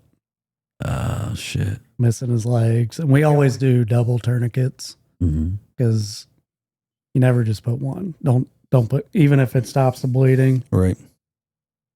Doesn't mean 5 seconds later, especially on a leg, double that shit up. Yep. Yeah. I won't get into too more about Felber in that moment, but we were doing security. Helo lands, bleeding stopped, and I mean when an IED goes off, it shreds. So it's nothing like I've seen in crashes, right, or anything like that. And it's still on somebody alive. So it's just, I don't know. I can't even describe it. But so he's stable, Omen's stable. Kaz, or Casimiro, was the guy with the bleeding eyes. He lost his eye. It went through. He would have lost both if he wasn't wearing Oakleys or something like that. Wow. So they're all getting loaded up. We did like a rifle carry where you put the litter and you kind of roll 2 rifles and carry one. I grabbed the front. I'm going to the helicopter, and this is kind of funny. Overstreet, somebody else had the back of the litter. Overstreet's, I know, behind me. And I'm trying to lift Felber onto the helo, and I feel something come across my shoulder. And I was like, and helicopter's loud as fuck. You got all this going on. And I turned around, and you know what combat cameramen are? Combat cameraman? cameraman in Just combat. cameraman in combat. It's like their MOS. So I guess he had jumped off the helo and was taking pictures. Well, I remember struggling, and this is heat of the moment, biggest adrenaline dump of your life, and then your priority is getting this man to get on the helo to get the fuck out of there to get help. And I remember struggling, and it was full tunnel vision. I call it caveman mode. Yeah. When all that goes out, that's why you train. Right. And it was Overstreet coming over my shoulder to punch the cameraman. Oh, that was in my way shit. that I didn't even realize it was a cameraman. I was so hyper focused on this man needs on the helo. Right. And then I realized he was like a guy standing kind of in my way a little bit, trying to load a 16 Right. onto there with a body on it. And he was kind of in my, I didn't realize it. I didn't know if he was like a higher up, the helicopter crew. And then This comes with a fist.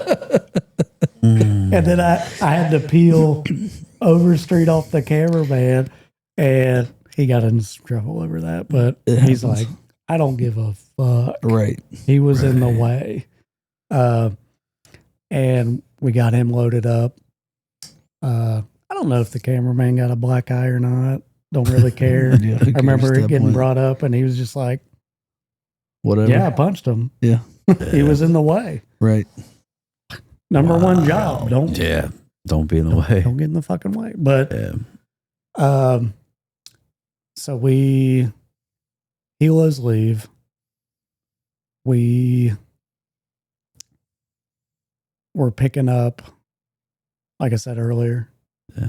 I saw that Lance Corporal. I didn't even know what he was picking up.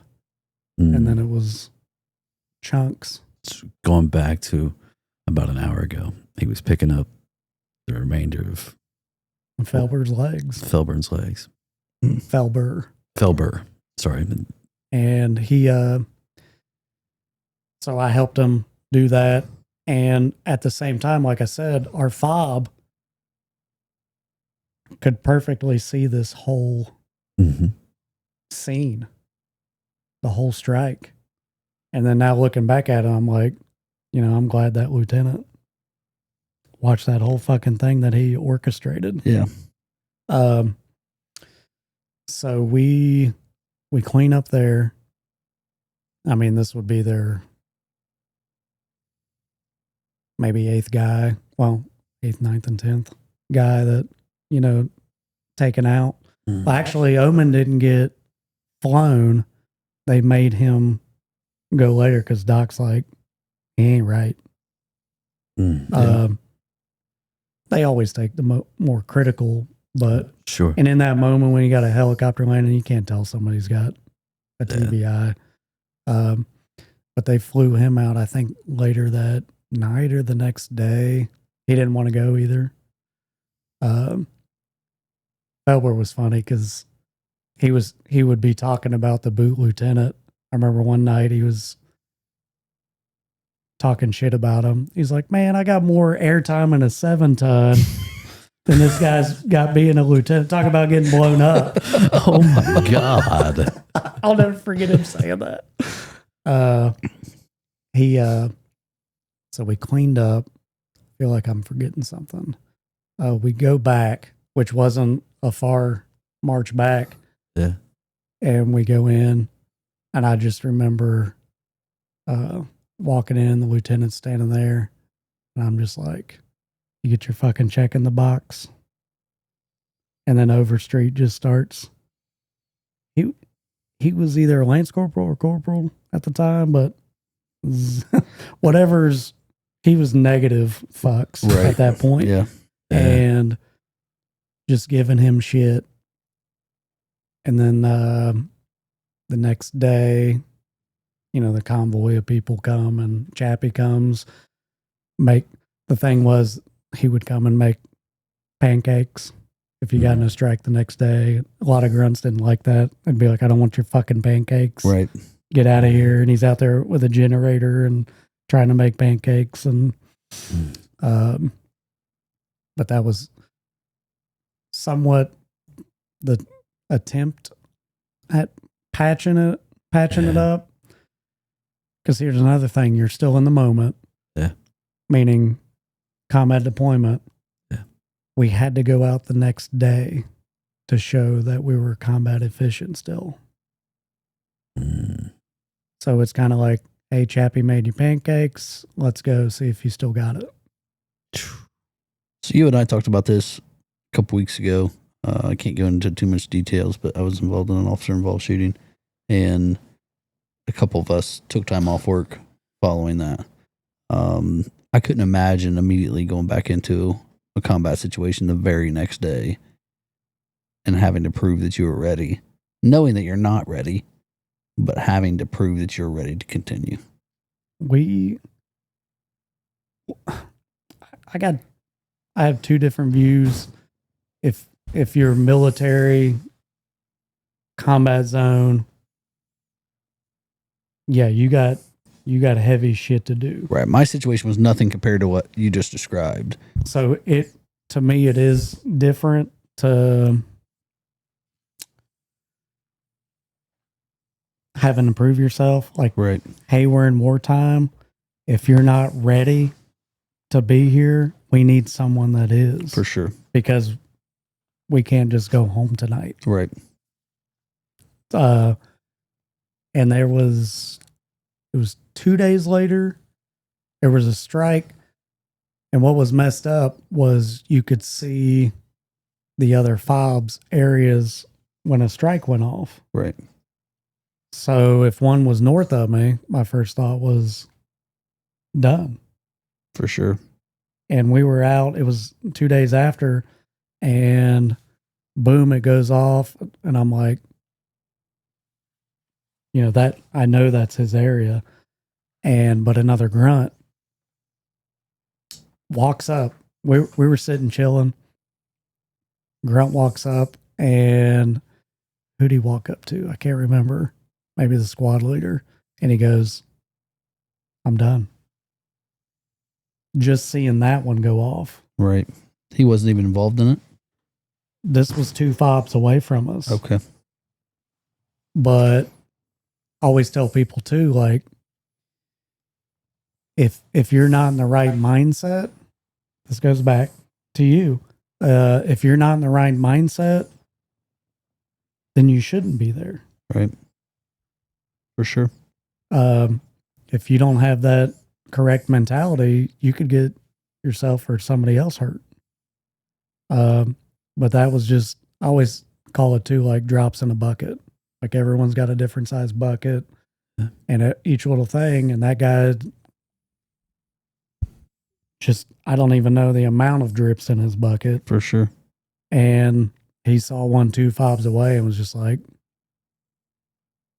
looking back now, like at the time, it's just like, fuck him. Yeah. Weak bitch, get out of here. Right. But if to force him to stay there is more of a liability to me. For sure. Yeah. Like, hey, if he can't be here mentally, give me somebody else that is ready to be here. Right. But that's more, we need bodies because, right.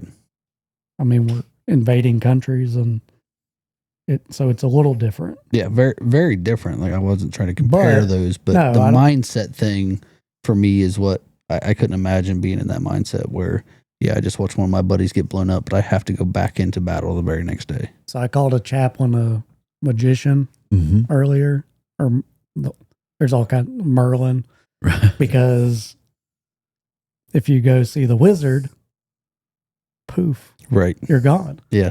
Oh. If you go say, I'm done or the right thing.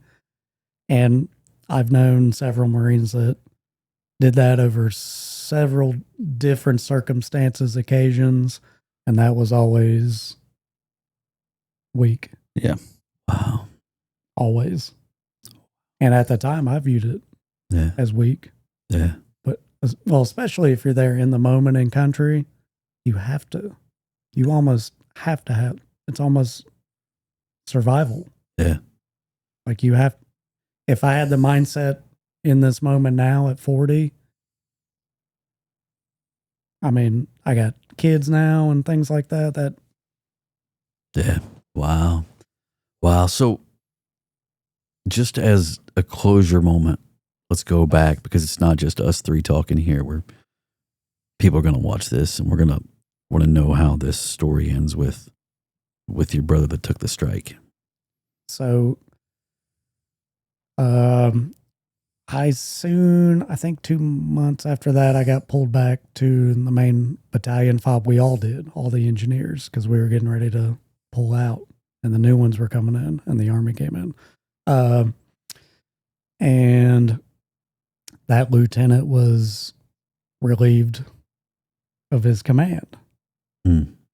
But that's why I'm the way I am when I don't care if you're the colonel.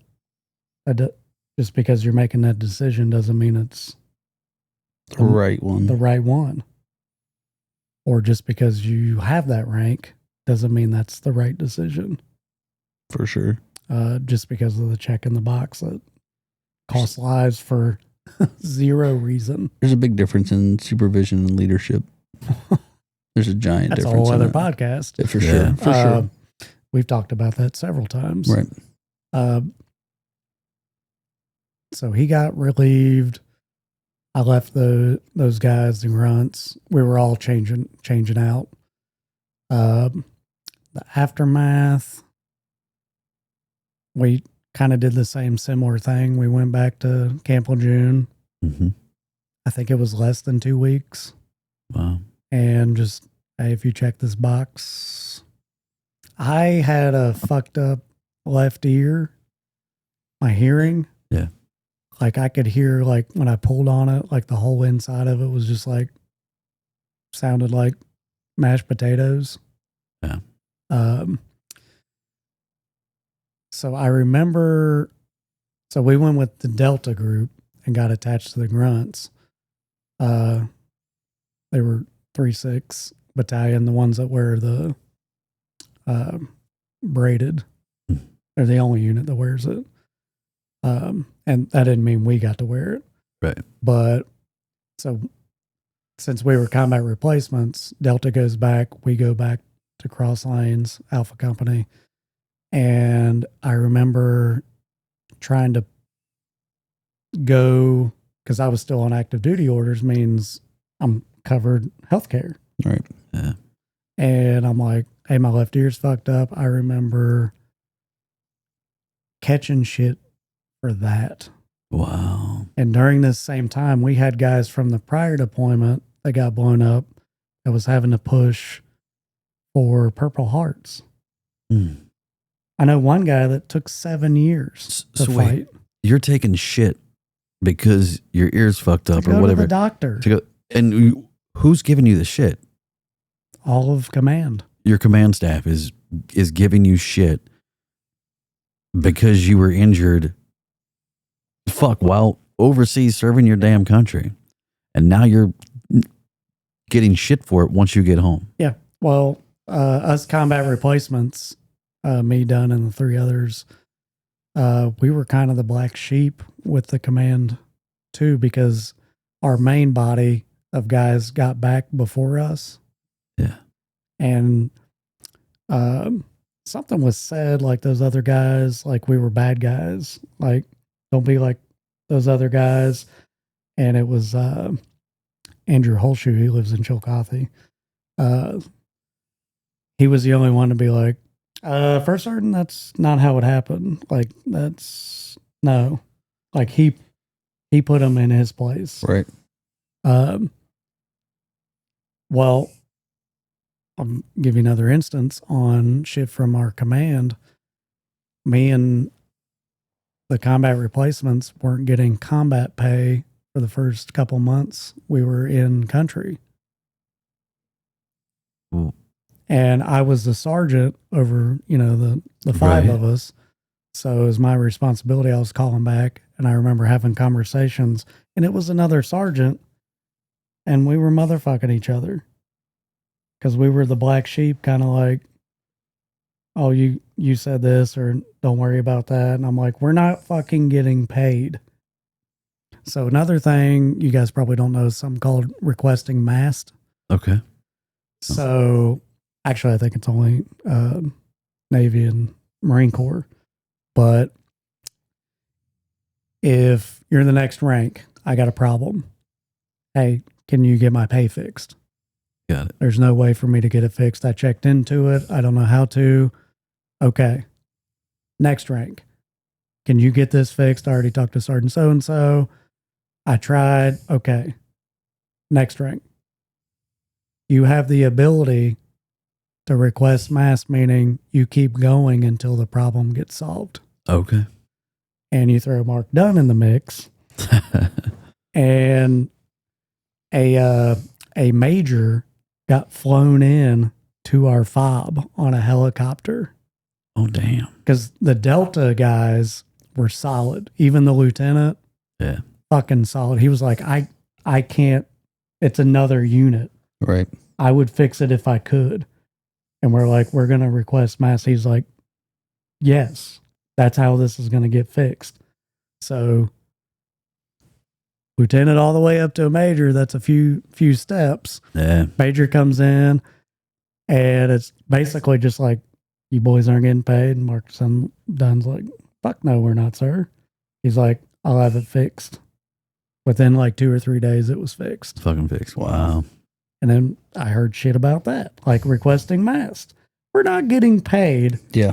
That's not affecting me. Right. It's affecting my family. Holy shit. Yeah. So not All these little, So here's what's crazy for me as an outsider, obviously from the military, haven't served, but looking in, like I personally have seen a lot of friends and a lot of family that have been through the military and know that the struggles they come with when they get out.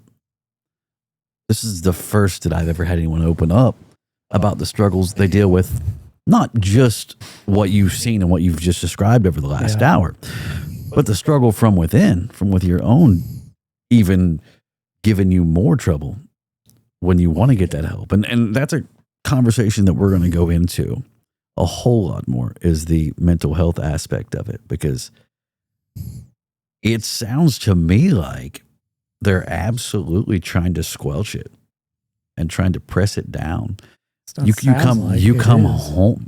Exactly. You told me you come home and you have 2 weeks, a week to 2 weeks before they actually send you back home, right? Is kind of I will call it a debrief. I don't know what you guys would call it, a debriefing. And during that time, they're encouraging you not to have a problem. it's easier. Damn. I've never known that. And I'm super happy that you were open about that, because how many other people like you that have seen what you've seen, been through what you've done, that got that same treatment and never got the help and became a victim of 22 a day? Thousands. Yeah. Easily. That's understatement, probably. Yeah. And I imagine that number is probably still pretty close. 22 a day. It is. It is very close. And if you don't know what we're talking about, you absolutely should. On average, 22 veterans a day take their own life.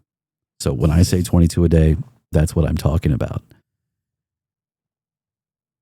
But y'all are being almost forced or pushed to not get that help.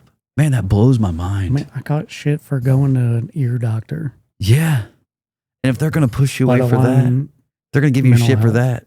Mental health is a whole other fucking deal. My unit Alpha company had a couple guys commit suicide. And that was kind of rushed under. And there were signs. Mm-hmm. So many signs.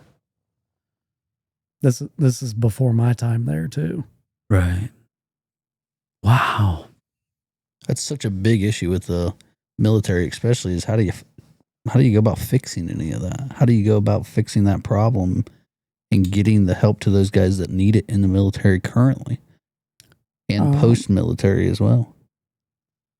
I could just speak about post. They probably have done a better job. At least I hope Right. they have, like for current serving. But the aftermath with after the strike and getting home and probably wasn't the best thing to go to the academy For sure. right after that. What was from your time returning till you started the State Patrol's Academy? What was that timeline? Less than a year, maybe. Okay. So you still, a lot of that trauma is still fresh in your mind. For Yeah. sure. So going to the academy and I'm, just warrior mindset, very uptight. And I remember Gene was probably the best coach I didn't know I needed. Right. Because he would go up after a traffic stop and kind of get, hey, how was he? He's a new guy, kind of rate him. Like, he's a fucking asshole. Yeah. Because I was just that Marine mindset. Black and white. Stop. I don't even think I said, you were speeding, driver's license, registration, insurance. I'll be back with your citation. Right. Just boom. Yeah. But Gene kind of brought me a little bit, at least on the surface, how to talk to people, even if it was fake. So let's go back to the very beginning when we first started talking tonight. You said you always wanted to be in law enforcement. So now we're skipping a little bit, but you're out of the military.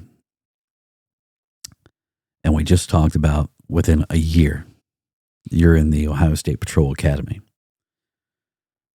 How long after you got out, or was it immediate that you knew that's what you wanted to do? What led you to the Ohio State Patrol? Well, I was still insulating pipes with the Insulators Union. My brother got me in that. I was actually making more money than the patrol at the time, but they kept changing retirement ages. Got it. So I'm like, I might be smart enough for the patrol.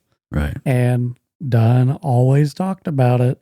That was what he was going to do, because the furthest commute to your job is walking out to your cruiser, and they never lay off. That's all he ever talked about while we were in. He had to have LASIK to be able to get in, but like I said, I always wanted to do law enforcement, and I was like, why not the patrol? I had no heart set on. Like, I even went to the Junior Trooper Academy in West Virginia. Yeah. For a week. That was fun as fuck. Right. But never had like, I want to be a cop here or do this here. So, by this time I'm married to a sister, got a kid, Oak Hill telling me stories, same people. I'm like, I can plant my flag here. Right. So Mark, which is, his name's been brought up a lot. Mark Dunn. You've heard him call him Dunn, Mark Dunn, whichever way you want to look at it. You guys both go to the academy. He already knows. I already know this story. So we apply at the same time. Right. And it was a 5-month background at that time. Mm-hmm. And we go to some of the training or the physical stuff at Columbus. We do the psychological testing in Columbus, and I find out my start date, and they call and tell him he failed the personality test. I know it's hard for you to understand that, Dave. Right. Really hard to see that. I wish he was here. So do I. And so the guy's telling him that, but at the same time saying, hey, we revamped the hiring thing to a 2-month fast track, and you can jump on that. Yeah. And kind of like, and I don't think they do the personality test anymore. So I got in a class, and he had to get in the class right after me, but our academy is usually 5 months, and his started 2 months into mine. Okay. So I also had a chance to fuck with him because we get the rooms ready for the new guys coming in. Oh, God. And I didn't put the backs to his name bar with his uniform. And he said he instantly knew it was me. And the first day is just like, get your stuff, get your uniform, Right. get out. And No backers. And he went out there just living on a prayer, hoping it didn't pop off. Oh God. But he knew it was me. Oh my God. That's amazing. That's amazing. So not to skip over your training too much, but you said 5 months of training. Is what I think it's now. It's up to like 9 months, isn't it? No, it's 6 32 weeks, I believe. Or For some reason, I was thinking when Depends Derek's on if class you went through. have to work the fair. yeah, mine was 26. Derek's was 32. I was worked the 36, fair, okay. but they added some extra Mine stuff. was in. during But- the winter, so we didn't have the fair. Got it. So how did that? How did it compare with what you had been through in the Marine, in the Marine Corps? So I remember the first couple days there was some prior service guys. Yeah. And day 1 and 2, they're like, they're not going to fucking yell at me. Just they're Out. gone. Yeah. So at this point, I had been a sergeant, 2 deployments. Yeah. And you're ground fucking zero again. Yeah. So you have to know how to be humble. Yeah. And I've never had that problem. I think you can probably say that Yeah. about me. Yeah. I've Not never at all. been here with anything I've done Yeah. in life. And 2, it's like, well, if I put my pride, it's putting it before my family. I had 11 years of on the road law enforcement experience, and then I went back to the academy and had instructors that had been with the patrol for 2-3 years, and now Yeah. they were instructing. The paramilitary kind of Yep. brought out, the military-ish. When you know it's not personal, Yeah. and I went in knowing that they just had a job to do and it wasn't personal. They weren't yelling at me because of me. Yeah. They were just trying to do their job and get everybody squared away. It made it a heck of a lot easier. Yeah. Yeah. I just found most of it funny, but I was still kind of in that mode, I guess you would say. Right. So you went in knowing obviously what was coming, knowing it's going to be a paramilitary style, but so it was you probably found it easier than all the other cadets that were in there. Yeah, there was a bunch of prior Marines. Oh, you and had stuff prior, and, a bunch of prior people in there with you. Okay. So you go through the academy, you get out, you get, did you get stationed in Have you been Jackson? You got Jackson. I've been So in Jackson. you've been Jackson for what, 12 years Yep. now? 12 years. We touched on this a little bit, and I hope that we can get you back to touch on this more because I feel like we could have another 3-hour conversation about the mental health side Easily. of what you've seen, the way people can get help. So you've worked for a while, and now you become. How long ago did you become a MAT? Was it a MAT team member? What is MAT? Explain what MAT is and how you got to that point. So I had been on the patrol for 8 or 9 years at that point, and I knew we had a MAT team, member assistance team. We didn't have that many down here on the team at the time. I couldn't have told you what they did. Right. But just in my time, I'd say every 2 years, law enforcement kind of changes a little bit. It changes that much. Yeah. So what stuck out to me is that the patrol says that they love their veterans, likes to pull in that veteran crowd, which any law enforcement agency should. But after that, I never saw anything veteran that ever came up like that stood out. Yeah. And they sent out a letter that said the MAT team is now doing VMAT, Veteran Member Assistance Team. I couldn't even tell you what the rest of it said. I was just like, I'm doing it. Sign me up. Because that's the first thing I've seen in 8 years where they're like something with veterans. Didn't even know what it was about. Yeah.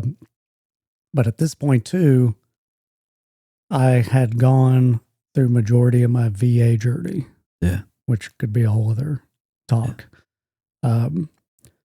Took me probably at least 2 years to get my footing. Yeah. And meeting the right people, like Keith Washburn. Mm-hmm. I look back now, and at the time you think it's just happenstance, but all this stuff's meant to be. For sure. Yeah. I'm not even that guy. Right. But looking back, it's like I was meant. Keith Washburn was just down here for a minute as assistant prosecutor. Calls me and Dunn off the road. Like, hey, the assistant prosecutor wants to talk to you guys. We walk in. He's like, hey, you guys were Marines, right? Hey, you got all your VA stuff straightened out? Like, what? Like, and so Keith talked about all his stuff, and we're still kind of like, especially Dunn, Right. just who's this guy? Right. Keith kind of got me going on that route. I would say for the average veteran, you have to have extensive help with navigating the VA. Okay. And I think it took me 2 years. And during that time, I was trying to shit an associate's degree just to use my 9/11 GI Bill. Got it. And then now I have a bachelor's Wow. in criminal justice Yeah. using a VRE program. Okay. But now, so I would say gotten my degree in navigating the VA, which a veteran shouldn't have to do. But I realized once I started getting wins and realizing when I should fight stuff is I know what all my buddies are not doing. Mm. And so I took it more as I'm learning this for me and then my buddies that I know don't know how to navigate or don't want to start to navigate. Damn. And I've since helped several other my brothers navigate all the ins and outs. And if I don't know an answer, I call Keith. Yeah. Wow. Damn, that's good to hear. And to me, that what you said is you're doing it for other people more than you are just yourself. I realized I was, just because I got my wins with the VA, I was like, I need to learn all the ins and outs. Yeah. So I can tell the next guy I meet. And that's not even like patrol, just any veteran. Yeah. And I think that just goes back to the values that were instilled in you with that brotherhood when you were in training back at It's Parasite. 100% it. You're not just looking out for you, you're looking out for your team, your brothers, no matter who they are. So, we had the whole burn pits, toxic exposure and stuff, and that can be a whole other podcast in itself. But during this, I had a moment where I was like, what are the Vietnam guys? They don't know how to operate a laptop. Right. What kind of help? How do they know how to navigate the VA? Or you get a guy that gets told no once. They don't know they can appeal it. Yeah. Say, you can't say no. Here's why. All they're looking at is Big Brother said, no, I tried, and now I'm going to live fucked up for the next 60 years. And there's a process that they can keep going through to get to that point. There's a shit ton of processes. Who do those people need to go to? Who can they reach out to? So I kind of give some of that success on, I tried calling the VSO. Mm-hmm. Every county in Ohio has a VSO. It's supposed to be the veteran resource officer for each veteran to help navigate that. Right. Let's just say mine never called me back or picked up the phone. Wow. Several times. Damn. So to me, that's a win. And the long outlook of it. Yeah. Because if he would have handed me some shit's just stuck on the wall, I wouldn't have known better. Yeah. I wouldn't have looked into it further. Yeah. Because that's what happens with veterans. Like, hey, you got tinnitus, here's 10%. but we know you're shitting blood. We'll give you 0%. That's what the VA said. Right. Like, that's what I got. And they're like looking at it like I got a 10%. Yeah. They don't know they can push that further. So I had up teen battles. Some good, some easy, some Keith. And it's almost like court. If you're fighting, appealing something, Right. you can be represented. Yeah. So Keith pays that forward because he became a lawyer under the VA dollar. So he represents people for free. Wow. So I've been kind of mooching off his knowledge. Yeah. And So let me ask you this. Let's try to tie this back again. Right now, if anybody's watching this or listening to this, veteran, someone like that has been through what you've been through, or maybe not obviously the exact same circumstances, but they're struggling right now mentally. Do you have any advice on what they can do to reach out? Maybe they were part of what you went through, where they tried to push you away, hide that, keep it down. What advice would you give that person right now? so I can put myself in first off, I'd kick my 27-year-old ass for the things he should know. And mainly it's a disservice, how we came back. And anyone that deployed would share that same exact outlook. But I can put myself back in that time frame, and what I would say is, first off, you're only going to probably talk to somebody or do something when you trust somebody. So I would say reach out to your brothers first, because there might be one like me that's navigated that or has advice. Yeah. Because I didn't go for a while because a lot of it's bad stories. Yeah. For going to the VA. Yeah. Or if you go to the VA and you tell them something, they're going to lock you up in a padded room. Right. Or they're just going to throw pills at you.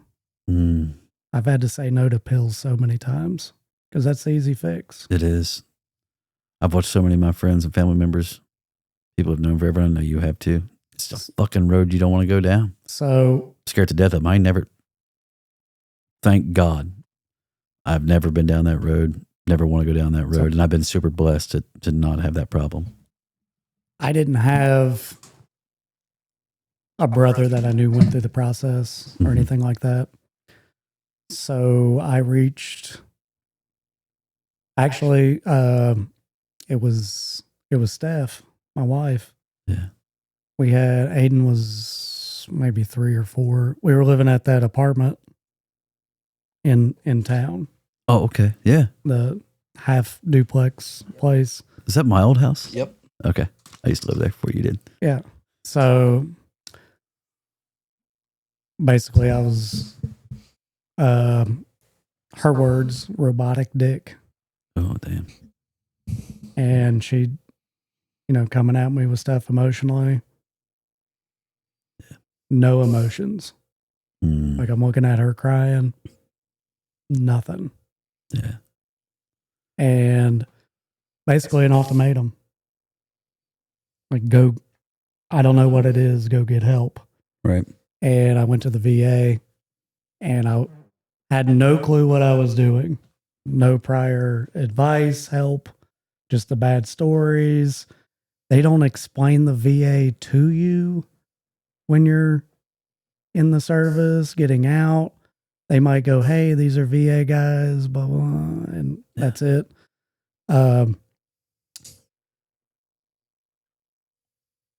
So I go in Chillicothe, VA, and I remember going up to the counter and kind of whispering to the woman, I need to be seen for mental health.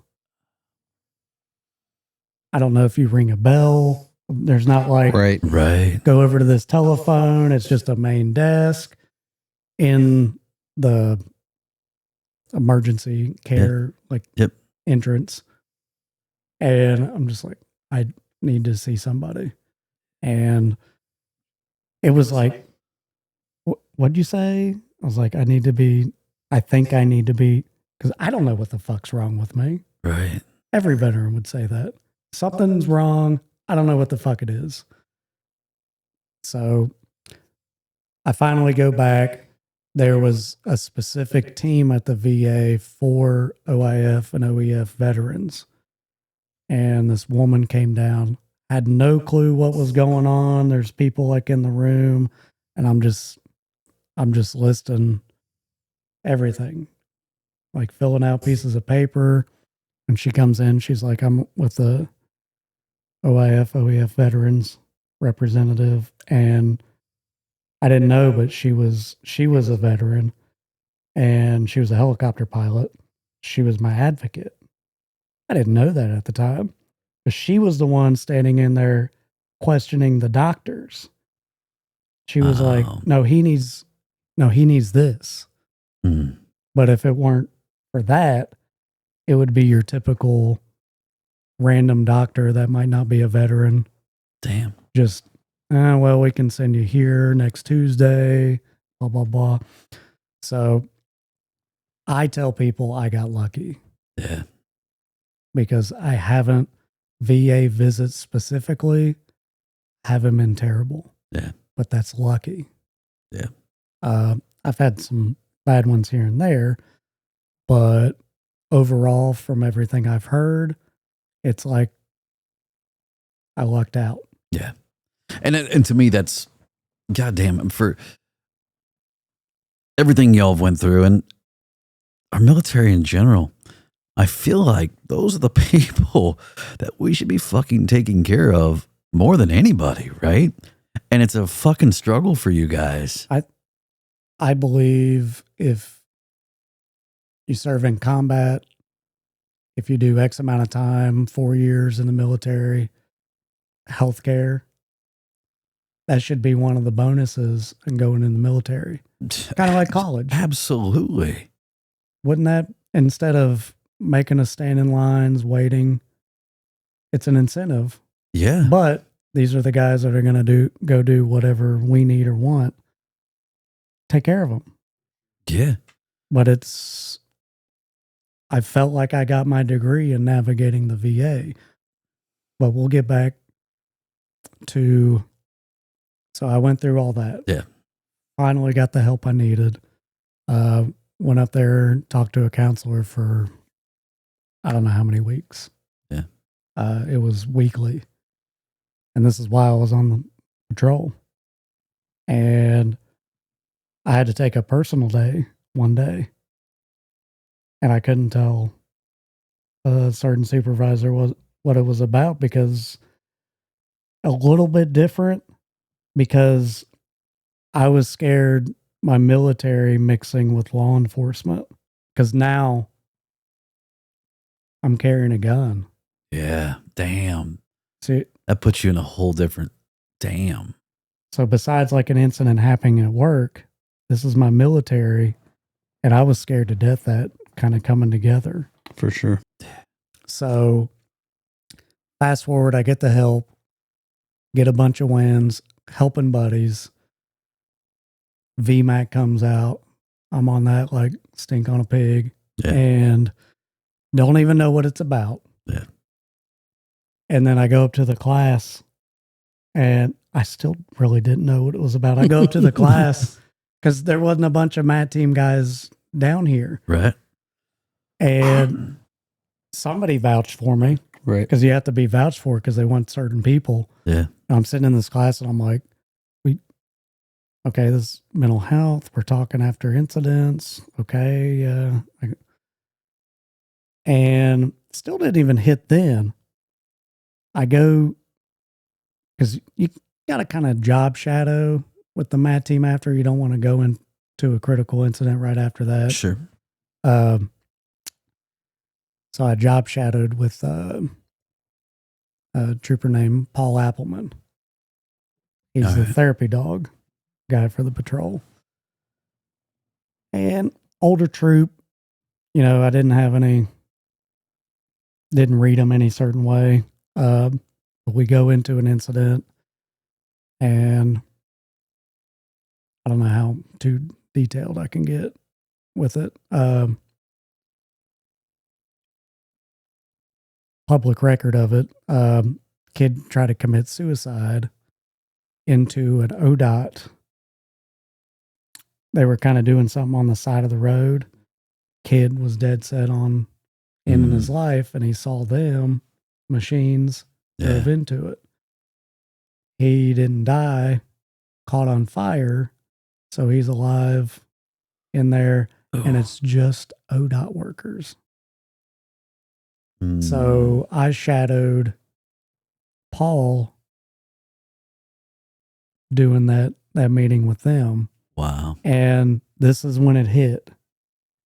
I'm sitting there, and they're going to each person, and I'm like, this sounds no different than a fire team or a squad of Marines telling their perspective and their trauma. Wow. And I'm sitting back there learning just as much as they are. Yeah. And I'm just like, that's when I realized trauma's trauma. No matter what level, if you run over a turtle, that could devastate you. Yeah. And everyone has a different perspective. Yeah. Like a lot of my trauma from the IED blast is a lot of regret. Yeah. Because I think I maybe could have done something more with that lieutenant. Yeah. Talked him out of it. I know that's not Right. true. That's part of the therapy too. Yeah. That I worked through. But that's when I saw no difference, no matter who's involved in that incident. Firefighter, cop, EMS, ODOT. Yeah. They didn't know. Even if they had our training, that's trauma. It's messed up. That's something that you and I have talked about, is that, especially now, and I'm seeing it differently, and I've known you for a very long time, and I knew nothing about you ever going to therapy. The stigma of that over the years has changed for therapy and going and getting mental help. For years, when I was as a deputy, I was on medication. Nobody knew that because I was so afraid if somebody knew that I had went and tried to get help and I was on medication. But now I'm so open, and with the recent incident that we had, you and I and a couple other MAT team members sit down, and it was so open and so nice to sit down in a room with a bunch of other grown men and just be able to talk.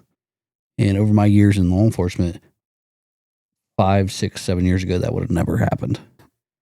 You would have never seen a group of men. Say maybe 4 years ago. You would have never seen that response and that openness. And I talked to some other people that were there that night, and one of them told me recently, I had a phone conversation with him. He said, I think, because he had went and talked to a doctor and some other stuff afterwards, and he said, I think just sitting down and talking about it like we did that night has helped me more than anything else. And some of this is simple. Changing that stigma is gigantic. I have zero fucking judgment on what bothers somebody. If it bothers them, it bothers them. Because some of this stigma is, I got shot at before. It didn't bother me. And we've talked about this, like, I'm no counselor, nothing like that. But when you meet somebody possibly for the first time, you don't know their background. Yeah. They could have grew up on a gun range. Yeah. So shooting doesn't bother them. You see what I mean? Yeah. Everybody has their own trauma. There could be childhood traumas. Yeah. Some of that stemming from there. So that's why I say I have zero fucking judgment. If that bothers him, that bothers him. Yeah. Well, why can't we have a conversation about it? And some of that's all it takes to clear up. Yeah. And that's why I wanted to have these conversations. These conversations, as much as they are for you, they are for me. This these conversations, it's my job to get answers out of you. But just as a relatable standpoint to both of you guys, mental health is something that I as well have struggled with for years. And that's why this whole thing started. That's why we need to get rid of the stigma that if you are, especially in today's world, if you are a man and show your mental health side or open yourself up, that you're weak.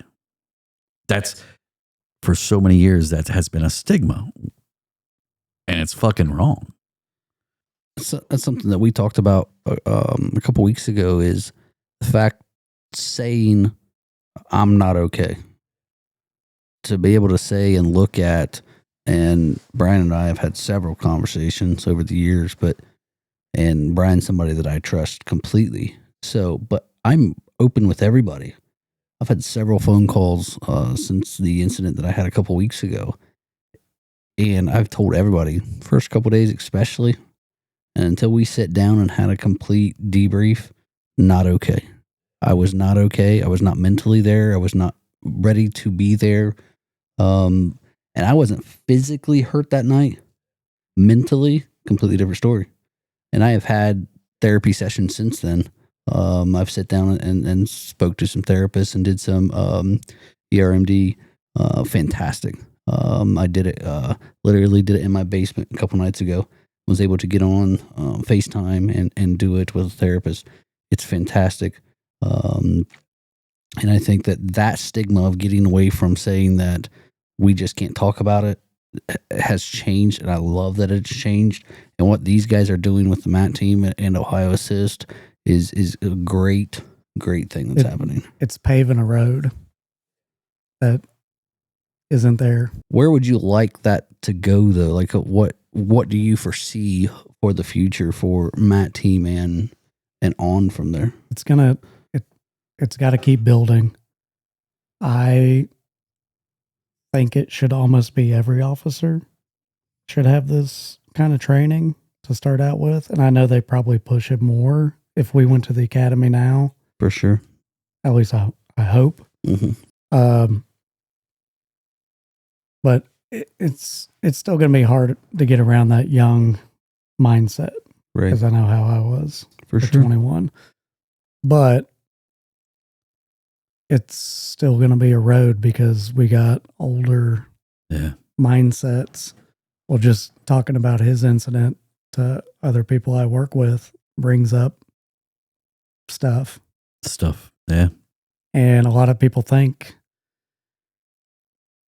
even if they haven't been shot at, it seems like the last 2 months, there's been all kinds of people that's never been shot at. And to me, that's not random. It feels like we're just, like I said, changing. It's constantly building. Yeah. And then now in the last 2 months, there's been several officer involved shootings. That was, some of these guys have 25 plus years on, and that's the first time they were shot at. Right. So the game's constantly changing, but the older mindset hurts a lot of the potential growth. Right. I never had that. I've been to this fatal before.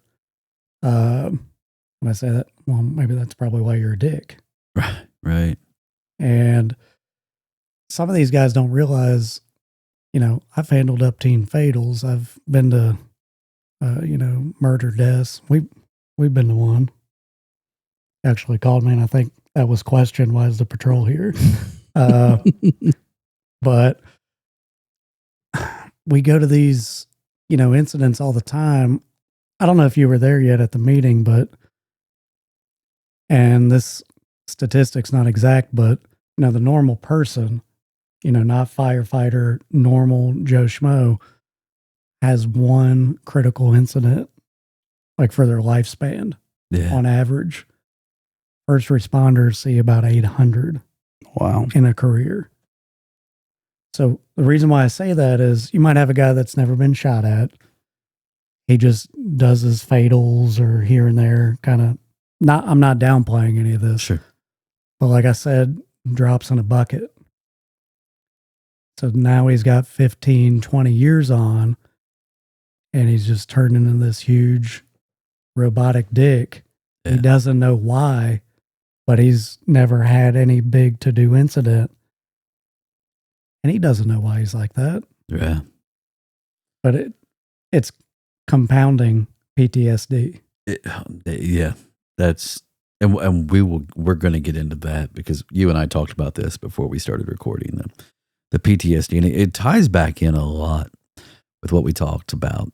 I think when I looked at it earlier, the reported stats for PTSD on the VA's or the government's website, it was through the VA, is that 7 out of every 100 people have PTSD. I think that's what we read. Have PTSD. It also went on to say as much as 23% that didn't go to the VA said that goes, that takes you to 30%. So we're saying that 30 out of every 100, this is that the VA is reporting, suffers from PTSD, or that's not even with getting into the mental health side. This is just PTSD. Yep. And then that all ties back into what we talked about for the last few hours of the shit they gave you. How many of those guys never reported it because they didn't want to? All of them. Exactly. So this number, we're talking with you and talking with other military guys, things like that, is probably closer to 70 or 80% of guys that deal with some kind of problem up here from what y'all have seen. Easily. From what y'all have seen. And we're going to put in the description, you guys just open the description up. We're going to put a bunch of links, a bunch of hotlines, things that if you need help, reach out, just go down through, and we're going to link all this stuff. Before we close this thing out, on all of these that we do, if you've noticed, there's been a clock behind me that hasn't moved all night. And there's a reason for that. For each one of our guests, we like to set the clock for a time that means something. And Brian, this is your time, 10:31. What does 10:31 mean to you, bud? It's 10:31 a.m. 10:31 a.m. That's when the IED strike happened. Oh. On October 31st. So just a few days ago was 13 years. Mm. And I had posted, you guys don't have Facebook, but we call it a Z-Mist. It's kind of like your unit number. Mm-hmm. So it's first initial, last four of your social, and your blood type. So that's what they would read on a 9-line, like, this is this person.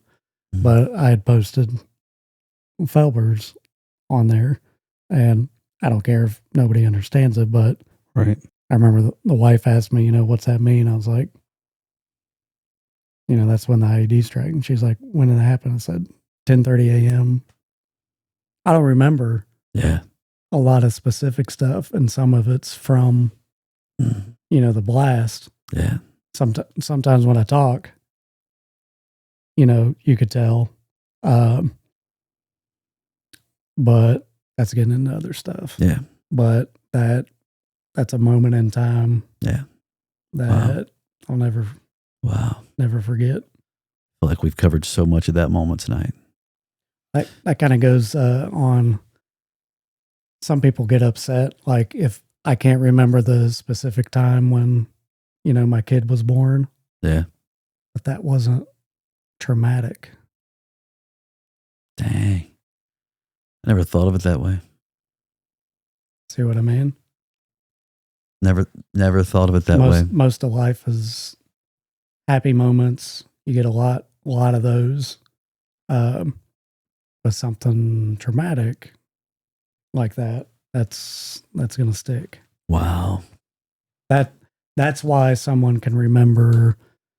You can probably remember names, fatals, specific stuff, but then you forget an anniversary. Right. Yeah, I never thought of it that way. Wow. Well, an anniversary is not, stabbing you in the heart, yeah, or in the brain mentally. Right. So I learned that through a hard, long process. Wow. So I asked at the beginning of the night, when we first started this thing, I had one question to ask. We've opened up a lot. We have maybe opened up some old wounds. We might have scratched a scab. So I asked this question at the beginning, and I'm going to ask it at the very end. How you doing? Are you okay? I'm good. Okay. Every time you talk about it, you're scratching it. Oh, absolutely. But you got to know how to navigate that. I know Josh does now. Yeah. There's some stuff you can't forget. I know Keith Copas talked about it last podcast, and we brought it up in the meeting. Like, you don't forget stuff, but you find out the why. Right. And that, yeah. Like, this for me is therapy. For sure. I was getting ready to say that this is therapeutic. That's why it's easy for me to talk about, because it helps me. It's selfish. For sure. A little bit. It's not. I think for as long as I can remember, especially after dealing with things and we've talked, you look for that outlet of no judgment, which obviously I've found, and hopefully you've found, and I hope that everyone else can find someone that offers you no judgment, because that is the best therapy that you'll ever find. For me anyway. So Brian Cox, Josh, I want to thank you both for being on tonight. This has been an amazing, amazing time for me. We will have them both on again. We will definitely have a whole lot more to talk about. And I hope you guys are here. Anything left to say before we get out of here? No, it's a good time. Appreciate it. Absolutely. Yeah, thank you. Guys, let's do it again. Thank y'all. We'll see you.